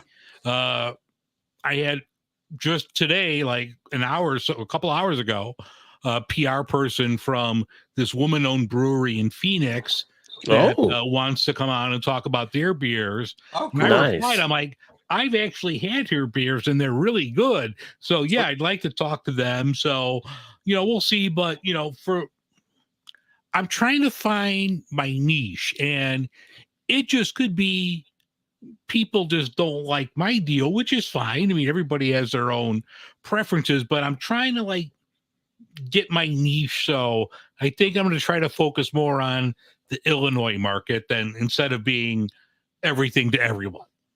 Gotcha. No, but you do a good job on your YouTube channel and your podcast, and it's a growth period. It's kind of like, as going into next week, I would have the YouTube channel for 9 years now, which is kind of crazy to actually think about. But That's crazy. so I started like March, I think it was like 15th of 9 years ago. Okay. Because I'm drinking, I want to do the math right now, Vanessa. But 2015.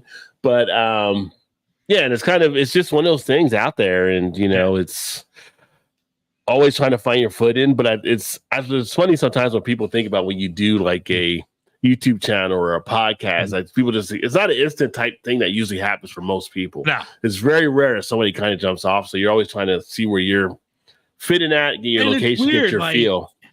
You know, like I'll put out YouTube stuff and no one watches. I might get 10 people to watch it, but I'll put the same thing on TikTok and it goes huge. So it's just like you're trying to figure out, all right, well, what's the difference? It's the same content. Which platform? Yeah. Yeah. So, and that's just me, you know, I'm not the TikTok market, so I got to figure this out. Yeah. That's what I feel like. I kind of wonder that same thing. It's like TikTok's kind of a stop and go type place, but I feel like most of the people go there just because it's quick or whatever. But I mean, you still have 3-5 minute videos, whatever, on there. Yeah. On YouTube. Well, But you can even go 10-minute videos now. I think on TikTok too. They increase it. Yeah. But even on YouTube, because like you'll have the shorts if it's 1 minute or less. If I do a 59-second video on a beer, I'll get a lot more views than if I did a 1 minute and 1 second review on the same beer. No kidding. And it's just, it's true. weird. So you just, I found that out too. Yeah, you're trying to find that sweet spot, and it's frustrating as hell sometimes, but you know, you're still having fun. We're still enjoying it and drinking beer. So keep plugging along. It kind of makes sense, even though it doesn't make sense because it's only a couple minutes longer or a couple seconds. I pulled up the info on the Pink Boots thing. So the party at Miskatonics in Naperville starts at 5 p.m. The party at Dovetail starts at 4:30. 4:30. That's cool. Yeah, 4:30 p.m. Very good. So just so you know, those are the start times for the two major parties. I know Tighthead's doing a big thing out here in Mundelein. They're having a big International Women's Day band and all the things too. So, but those are the two that we like brewed at and everything. So okay, cool. Yep. Whew. My cheeks are rosy and I'm not laughing. So yeah, I think I've had a little too much beer. No. Can you have too much? Yeah. I'm enjoying it. You're like, I know, like knocking that bottle out though. That's kind of funny. Just like I envision she's gonna walk in when like you take that last sip, but it's gonna be like, oh, it's all gone. She'll be like, God damn. There's some backwash here if you like some. Actually, he would really enjoy this since it leaned saison by the end. So I mean, it had two other things. Like it had an imperial stout and a quad in it, the Belgian. So you got to think, but it definitely leaned towards the barley wine towards the end. This is a 4-year-old bottle, so yeah. Well, hopefully you could write a review for Chew because he won't get to have any. Yeah, right. Yeah. Well, you know, it's 9:55. It's getting close. At 9. He has to clean till about 9:30, so he should be home pretty soon here. And I still have quite. Is he driving or is he at the I Uber? just heard the door open. He just got home. All right. Just pour a little bit out for always eating it. If she shotguns the rest of the beer. Yeah, right. Yeah. Yeah. Oh no, I'm wrong. I'm wrong. I'm sorry. That was the cat trying to get in. That was the ghost. Oh, or the ghost. Or the ghost. No, it was definitely the cat scratching at the door trying to get in. I thought it was the door downstairs opening, but no, it's the cat. Yeah. So I mean, he's now not you here yet. could, if you really wanted to, you could take like a separate small glass and just pour just a little bit out and set aside, you know. I mean, but Poor then guy. again, that's on Chew. That's on Chew, as Joe would say. No, I mean, I don't disagree. Chew's got a time frame to get there. If he doesn't get there, it's on him. I'm in my craft room. This is where I do crafting. I have no spare glasses in this room. Cat wants to get So you he's as well. not alive. The cat might. The cat might. The cat might want some as well. Actually, the keys probably do Now want to you get need 2 shit glasses. faced, but Not they just can't. win 2 glasses. Save some for the cat also. Yeah. Fucking cats. I'm surprised Emerson didn't hit us. Emerson didn't hit us with a question tonight. Usually, Emerson, you got a question for us tonight before we sign off here? I know. Because usually Emerson hits with some crazy off the wall, like, how did you come up with that type question? So I got Lily. I feel like it's late in the night now. He'd be asking those kind of questions. but he's been drinking too. I don't know. He might be kind of buzzed himself. No, that'd make it even worse, Rod. That'd make it even worse. But like Shannon Steroids. Well, it looks like 76% is going to hold for people that do not drink the green beer. So, well, everyone say hi to Lily because she came in to visit. Hey, Lily. Buddy. it's first name Eli. No, just Lily. When we got her from the shelter, her name was Laura, and that was weird. Laura the cat. Oh, Laura. Yeah, I didn't like that. So she's named Lily. Does she answer to that? Yes. Yeah, Moira had two names. Her first name was Baby Girl, and her second name was Nancy. I'm like, yeah, we're gonna change that. Yeah. Yeah. Yeah, not so much. Yeah. But Sue and I have both been cat owners our whole lives. So like Lily she knows how to sit and she knows how to beg. She speaks when we say speak. She does high five and a few other little tricks and stuff. So Because she flushed the toilet like Jinxie. oh no, I'd rather use the litter box. I don't want her on my toilet. No, I'd rather she use her own toilet, not mine.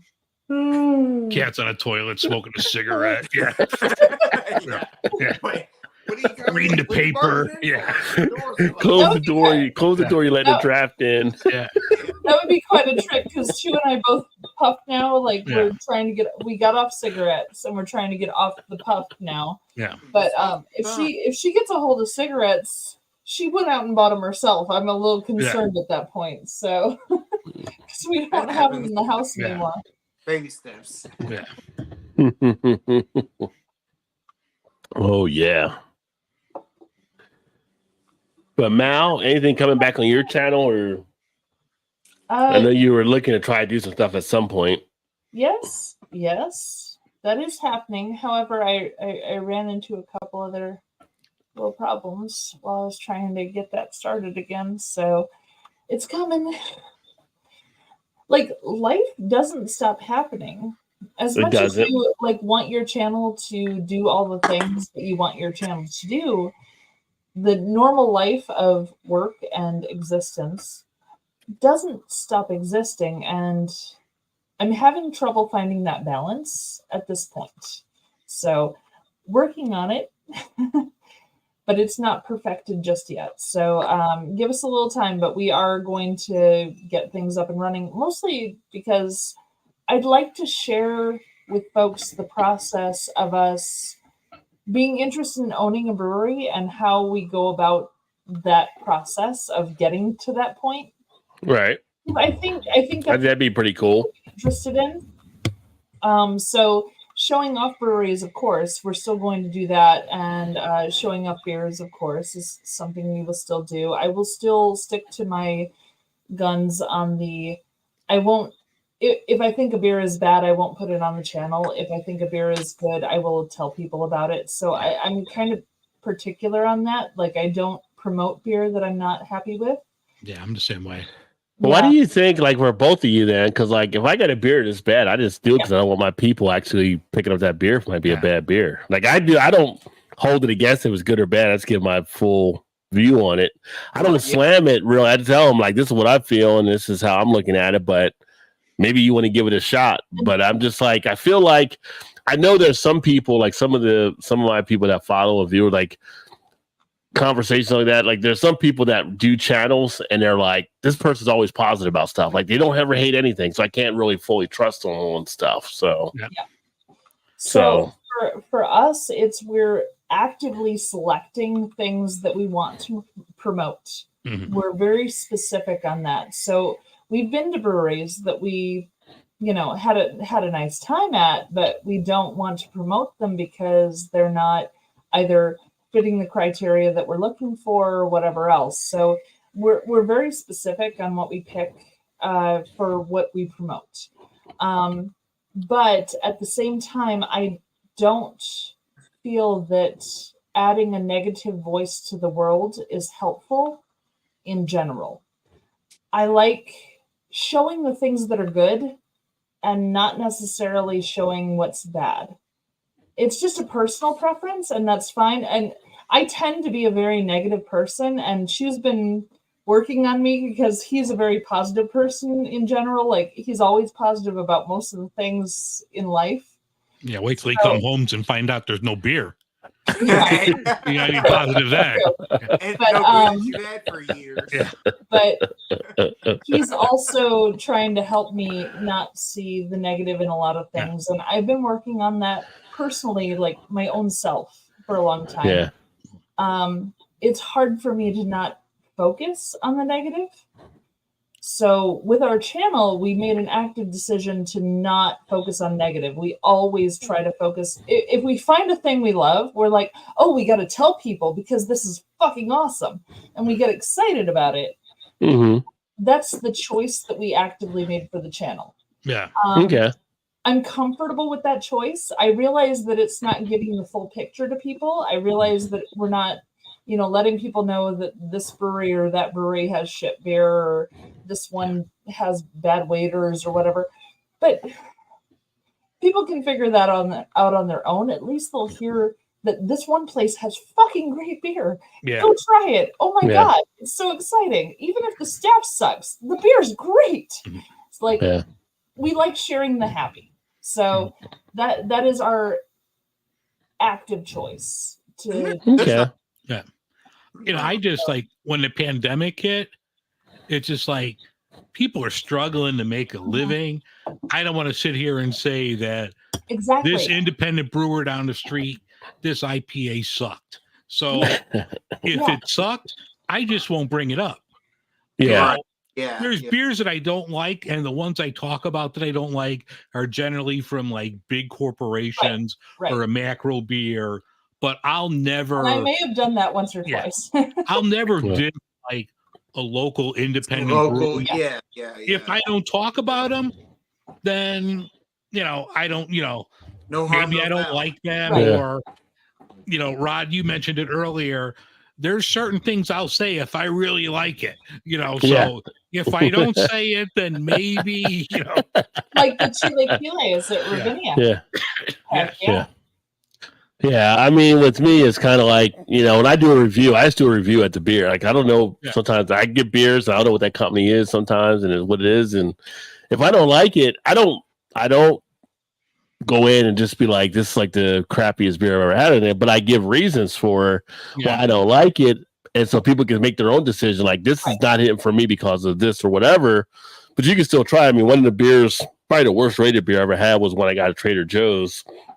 And it was that one from like their name tag classic, whatever it was. It was one I tried for one of their beers, and it was just like, this is like not great. But it's a cheap beer. It might be something you just want to grab and just drink and not think about and get your little buzz on. That might work for you, type thing, but not something I would come back and actually try. Because I think there's a way you can actually position it, and it is a choice on how you want to do the channel and stuff, of course. But that being said, I want to point out that people who choose other avenues, like to be like Siskel and Ebert, like straight up, this is good, this is bad. I have no issue with that. I don't want to say that, I disagree with what you're doing, Rod, because I think what you do is valued and valuable to people. So I don't want you to think that I'm like knocking you by saying no stuff. Just I choose not to because I have a negative personality in general, and I'm fighting that in myself. So I'm that's my own fight. So I mean, you're usually pretty positive from all I know, I'd say, but I'm from Jersey, so I'm a dick. I'm from Jersey, so I'm a dick at times. People will tell you that. They're like, he's a dick. Some of my best friends nowadays, they'll tell you the first time they met me, they thought I was a dick. That's just how it comes out sometimes. So yeah. So I'm on an active journey to not be as negative as I was in the past, because that negativity actually did bring me a lot of heartbreak and a lot of negative situations to exist in. So it's a positive thing that I'm trying to think on the positive side. But like, I love when people come to me and say, "Oh, you haven't tried this face wash? It's super good. Try it." And I'll try the face wash. But if other people say, "Oh, that one face wash that you're using is total shit," I'll be like, "Oh, fuck." And then I'm like questioning all of my life choices because they told me my face wash sucked. You know, like it's all preferences. Negativity breeds negativity. Positivity breeds positivity. And I'm trying really hard to not be my mom. Sorry, that came out wrong. Yeah. I know. I know she doesn't watch this long in the show, so I'm probably safe. Wait, does mom watch the show? On occasion. Oh, shout out to mom! Shout out to mom! Yeah. Well, I hope she didn't see that line. She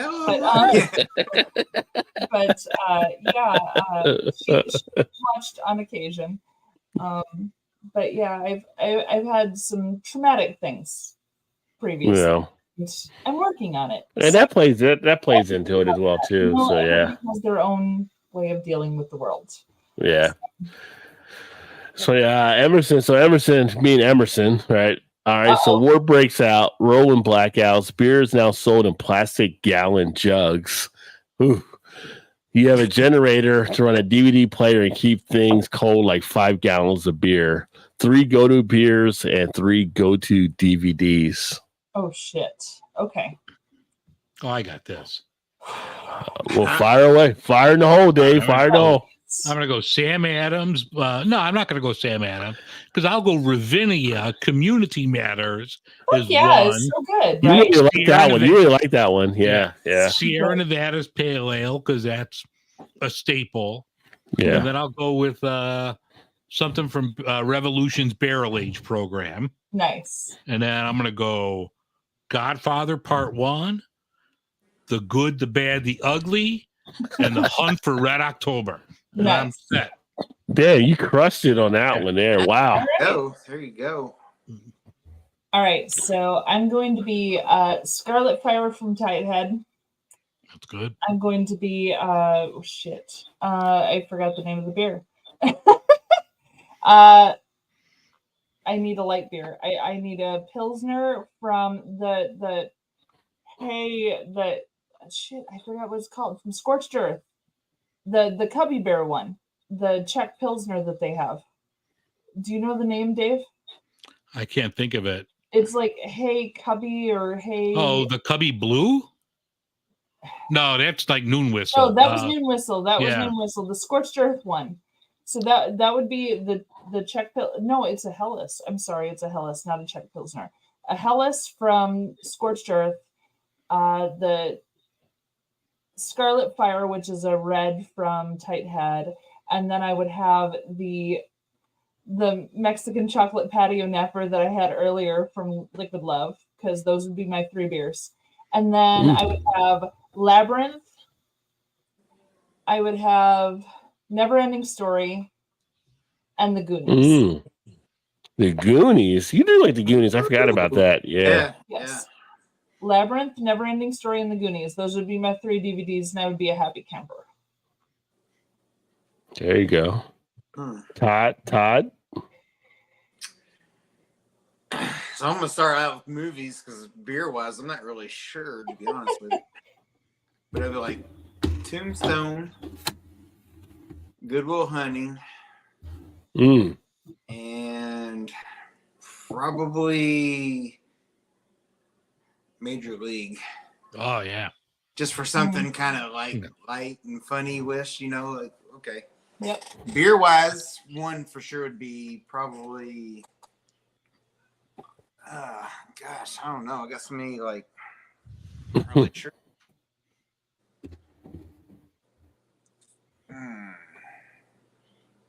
I don't know. It doesn't really matter, honestly. I don't really care. Give me 3 beers. I don't really care, honestly. All right. Be stuck there with Miller Lite with Shannon. Yeah. Well, yeah, I do. Yes, I drink. So you have the light one figured. You got the middle and the dark one. Let's see. I mean, on a regular like.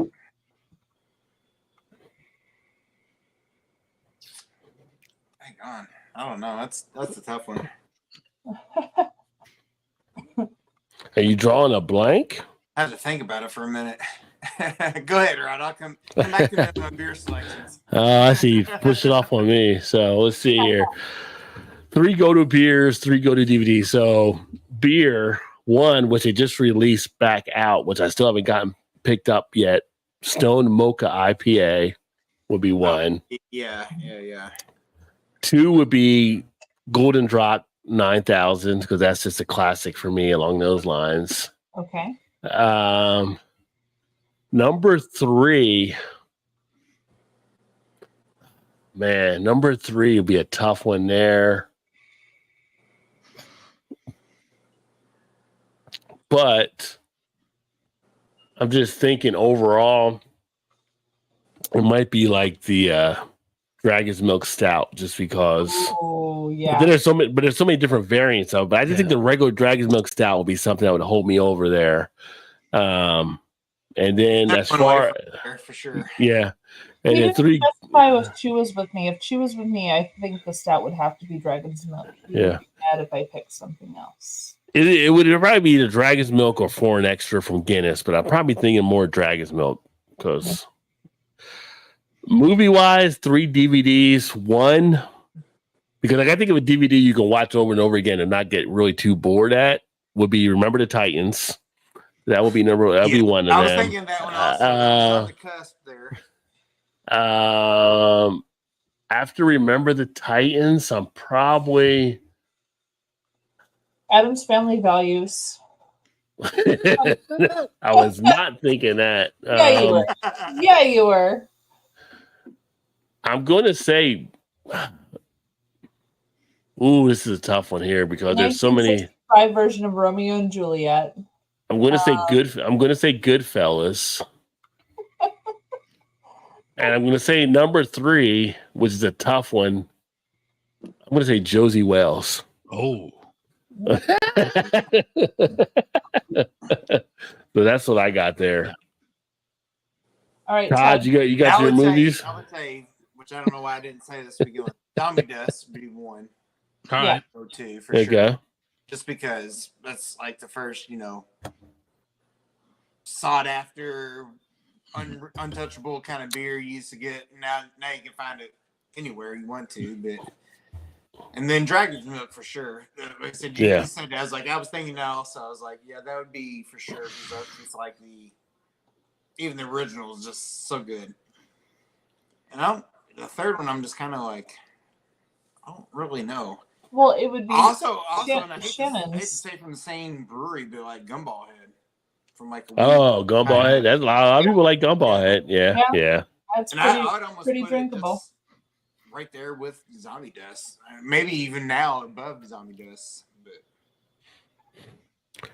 But Interesting question there for sure. Yeah. So he gave his example. Can I tell you a fun story about Voodoo Ranger Juice Force?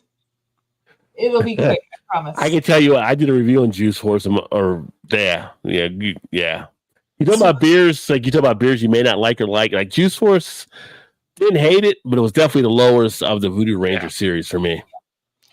So where my dad lives, it's a town of like 800 people, and there's a little bar there, and they got Voodoo Ranger Juice Force in. And they do a special one day a week where they have $2 16-ounce drafts. $2. I like a deal. My dad loves going there because they usually have a Lagunitas IPA of some sort on, and he's happy with the Lagunitas IPA. But they got the Juice Force in, and it's a 9.5%. Yeah. So my dad was there on one of their $2 days, and there were 2 little old ladies sitting in the corner, and they both ordered the Juice Force. And they had 2 of them in about an hour and a half. And one of the little old ladies got up to go to the bathroom, and she couldn't walk straight. And she was very confused because she didn't know what was happening, why she couldn't walk straight after 2 beers. And it was a 9.5%, and nobody told her. Because honestly, I don't think the bar understood what they had. That's funny. And they put it. It's not even 10 ounce. Like at our brewery, if we have something over 9%, we put it at 10 ounce pours. You know. We're doing 16 ounce pour. Oh, geez. $2. That's like my old Kentucky bars. I miss them. Oh, Yes. Woman's getting her freak on for $4 after that. My dad recognized what was happening. Like he saw what was happening. He saw the beers poured and he saw them brought to the ladies and he was like, "Oh shit, this is gonna be funny," because he's a bastard. But Like funny yeah, he sat there and hold on. And after a half hour, they ordered another one, so they each got a second one, and they weren't doing so good after 2 of them.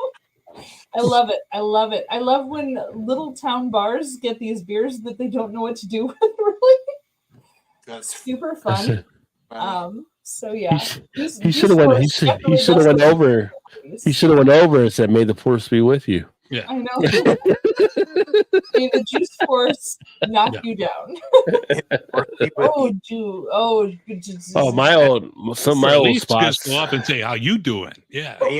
How you doing? Yeah. Well, they were like 20 years older than him, and he's Yeah. 60s, so he wasn't going there. But still, you know.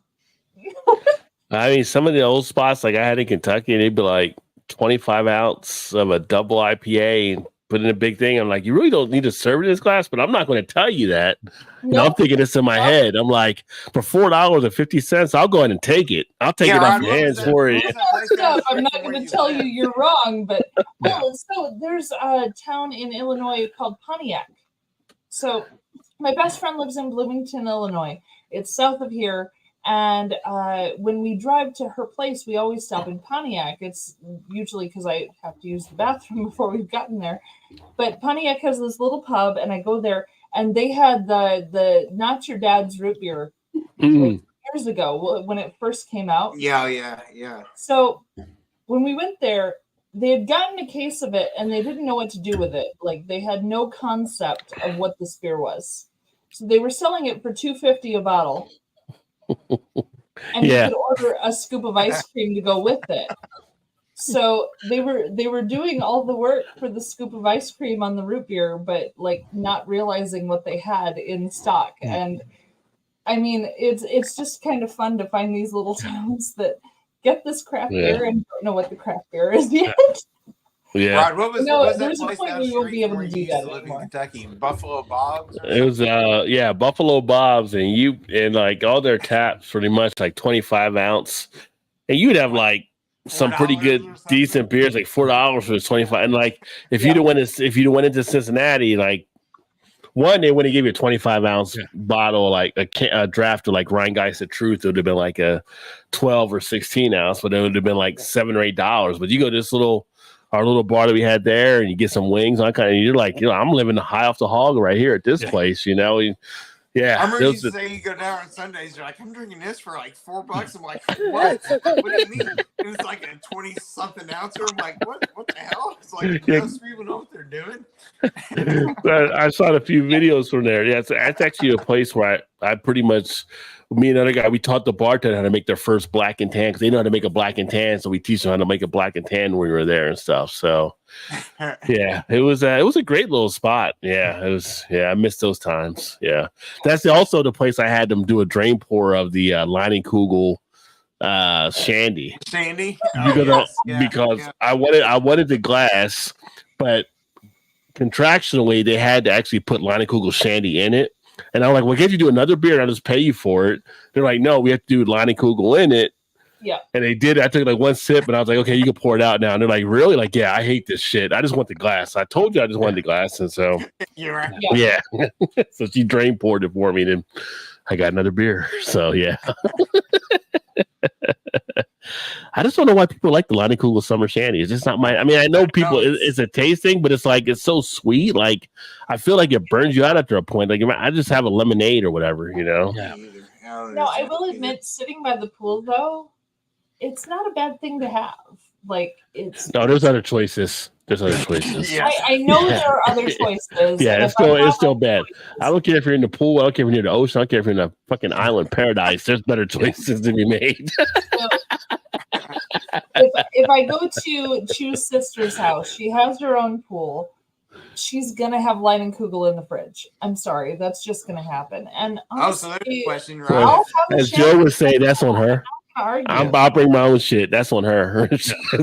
Yeah, so Rod, you show up at some place at her sister's pool or her sister-in-law's pool, and all they have is the shandy. Are you drinking her or no? You're going straight for the water instead. Yeah, or are you sending me on a beer run? You might send me on a beer run. You're going to the beer run, or it's either that or you don't have nothing at all for the day. I'm willing to bet he would send me on a beer run. I was in a beer. I'm not drinking summer shandy. I'm just not drinking it. Like, I forgot my trunks. I got to run to Walmart, and I'll go pick up something else. Exactly. No, be like, oops, my glass fell in the pool again. No, I gotta go. I'll be back. Now, Chu's sister understands our obsession with beer, and she realizes that sometimes we are going to run to the store and get something if we didn't bring something already. So she's pretty forgiving on it because she knows our obsession. I'd be like, I thought you had some beer. She'd be like, we got summer shandy. I thought you had some beer. Yeah, right. Like, where's the beer at? No, I will say when I first got started on Instagram, it was like very first week on Instagram. Like, I didn't know what I was doing yet, anything. I went to her house. She had a pool party. Cheers, JT. Yeah. Yes, cheers, JT. But she had a pool party and she had Leinenkugel's the summer shandy in the bottles. So I set one up by the pool and I took this picture of her pool with the bottle, like just a lovely photo. It turned out really good. And two of the people who have the last name Leinenkugel started following me, and I had only been on Instagram for a week, and I got really excited because Leinenkugel people were following me, and I was really like, oh shit, what's happening? Like it freaked me out a little bit. But I mean, since then I've learned what that actually means. But at the time I didn't understand. But I was really super excited when people whose last name was Leinenkugel actually followed me. I was going to say, besides those two, how many did you lose on the outside of that? No, I did. Well, I've only been doing it for a week.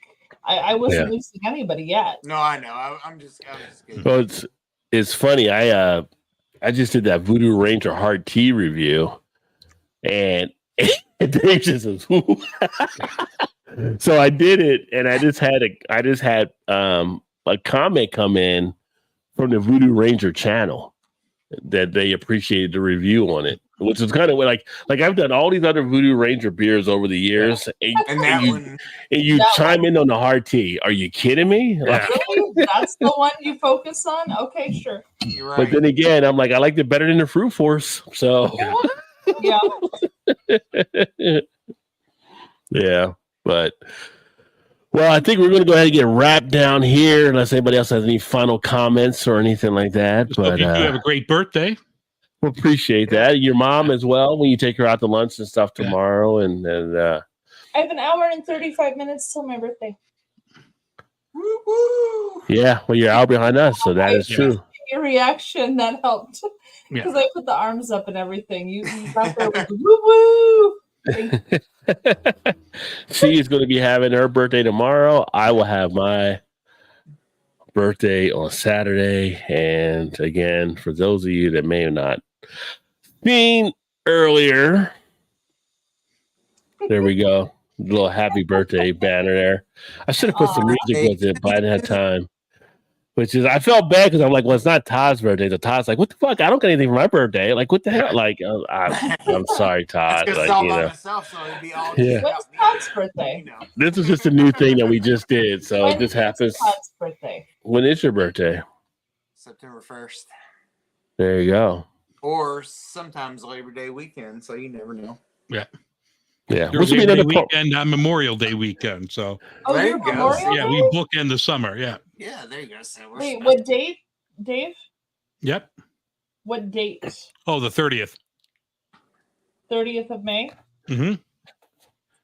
Okay. Thank you, Emerson. Appreciate you, homie. Yeah, so well, there'll be more celebration on those weekends. Those are holiday weekends too, so we'll be drinking, I'm sure, too, when those come around. But Get up.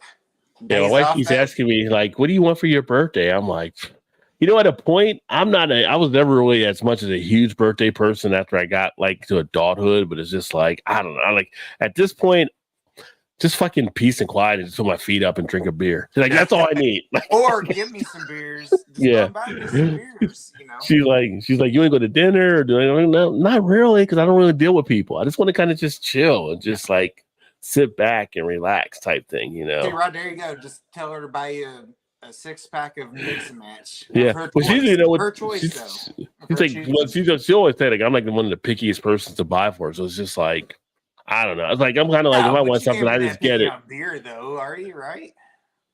She wouldn't know what beer to get. I mean, I pick her beer out when we go to places. Like we order stuff. That'd be kind of the fun part of it. Is like just let her pick the 6 beers and. She would worry about bringing me the wrong beer and be like, "Oh, I don't like that beer." I mean, I'm just I told you I'm from Jersey, so I'm a dick at times. So that's the way I was built. I was built this way. I can't help it. Yes. I mean, still a beer for birthday. Like, how can you be that mad about it? Yeah, I mean, I would drink it probably unless it was like some. Well, yes. She wouldn't get any crap type beer. I'd probably drink it. She would know it'd be craft beer or something. But it's just like, I'd be like, you got an IPA, but it's like 6 months old. Did you not check the date? Like, I'm not that dickish about it, but I don't know. Are you though? Thank you to Emerson and Trez. I would look at it, but I wouldn't say anything like the guy that tried to say the thing with the mouth. Like I wouldn't say it. I would just maybe look at it like this is a little old, but I'm not going to say anything. I'm going to enjoy it, right? Like Why ain't you drinking that one yet? Because it's made last year. I don't want to drink that one. It's like Eric's been a 6-year-old Brooklyn beer that he got that time. Like I don't want that one. I don't know. I don't want it. It's like he's like, I don't know about this, but we're looking at it like, yeah, that beer does not look good. Like, what's the date on it? It was a 6-year-old beer he got from this beer store from Brooklyn. And oh my god, it was terrible. But Brooklyn did hook him up with some stuff to make up for it. But yeah, so you got to check with your beer stores. Some of these beer stores don't care either. They're selling some bad product. That being said, we'll go ahead and sign off. Happy birthday to Mal. Happy birthday to me. Birthday, guys. Thanks for everybody that hung out. I'm gonna be 40. Sorry. Yeah, I'm over. That was like 15 years ago for me, but okay.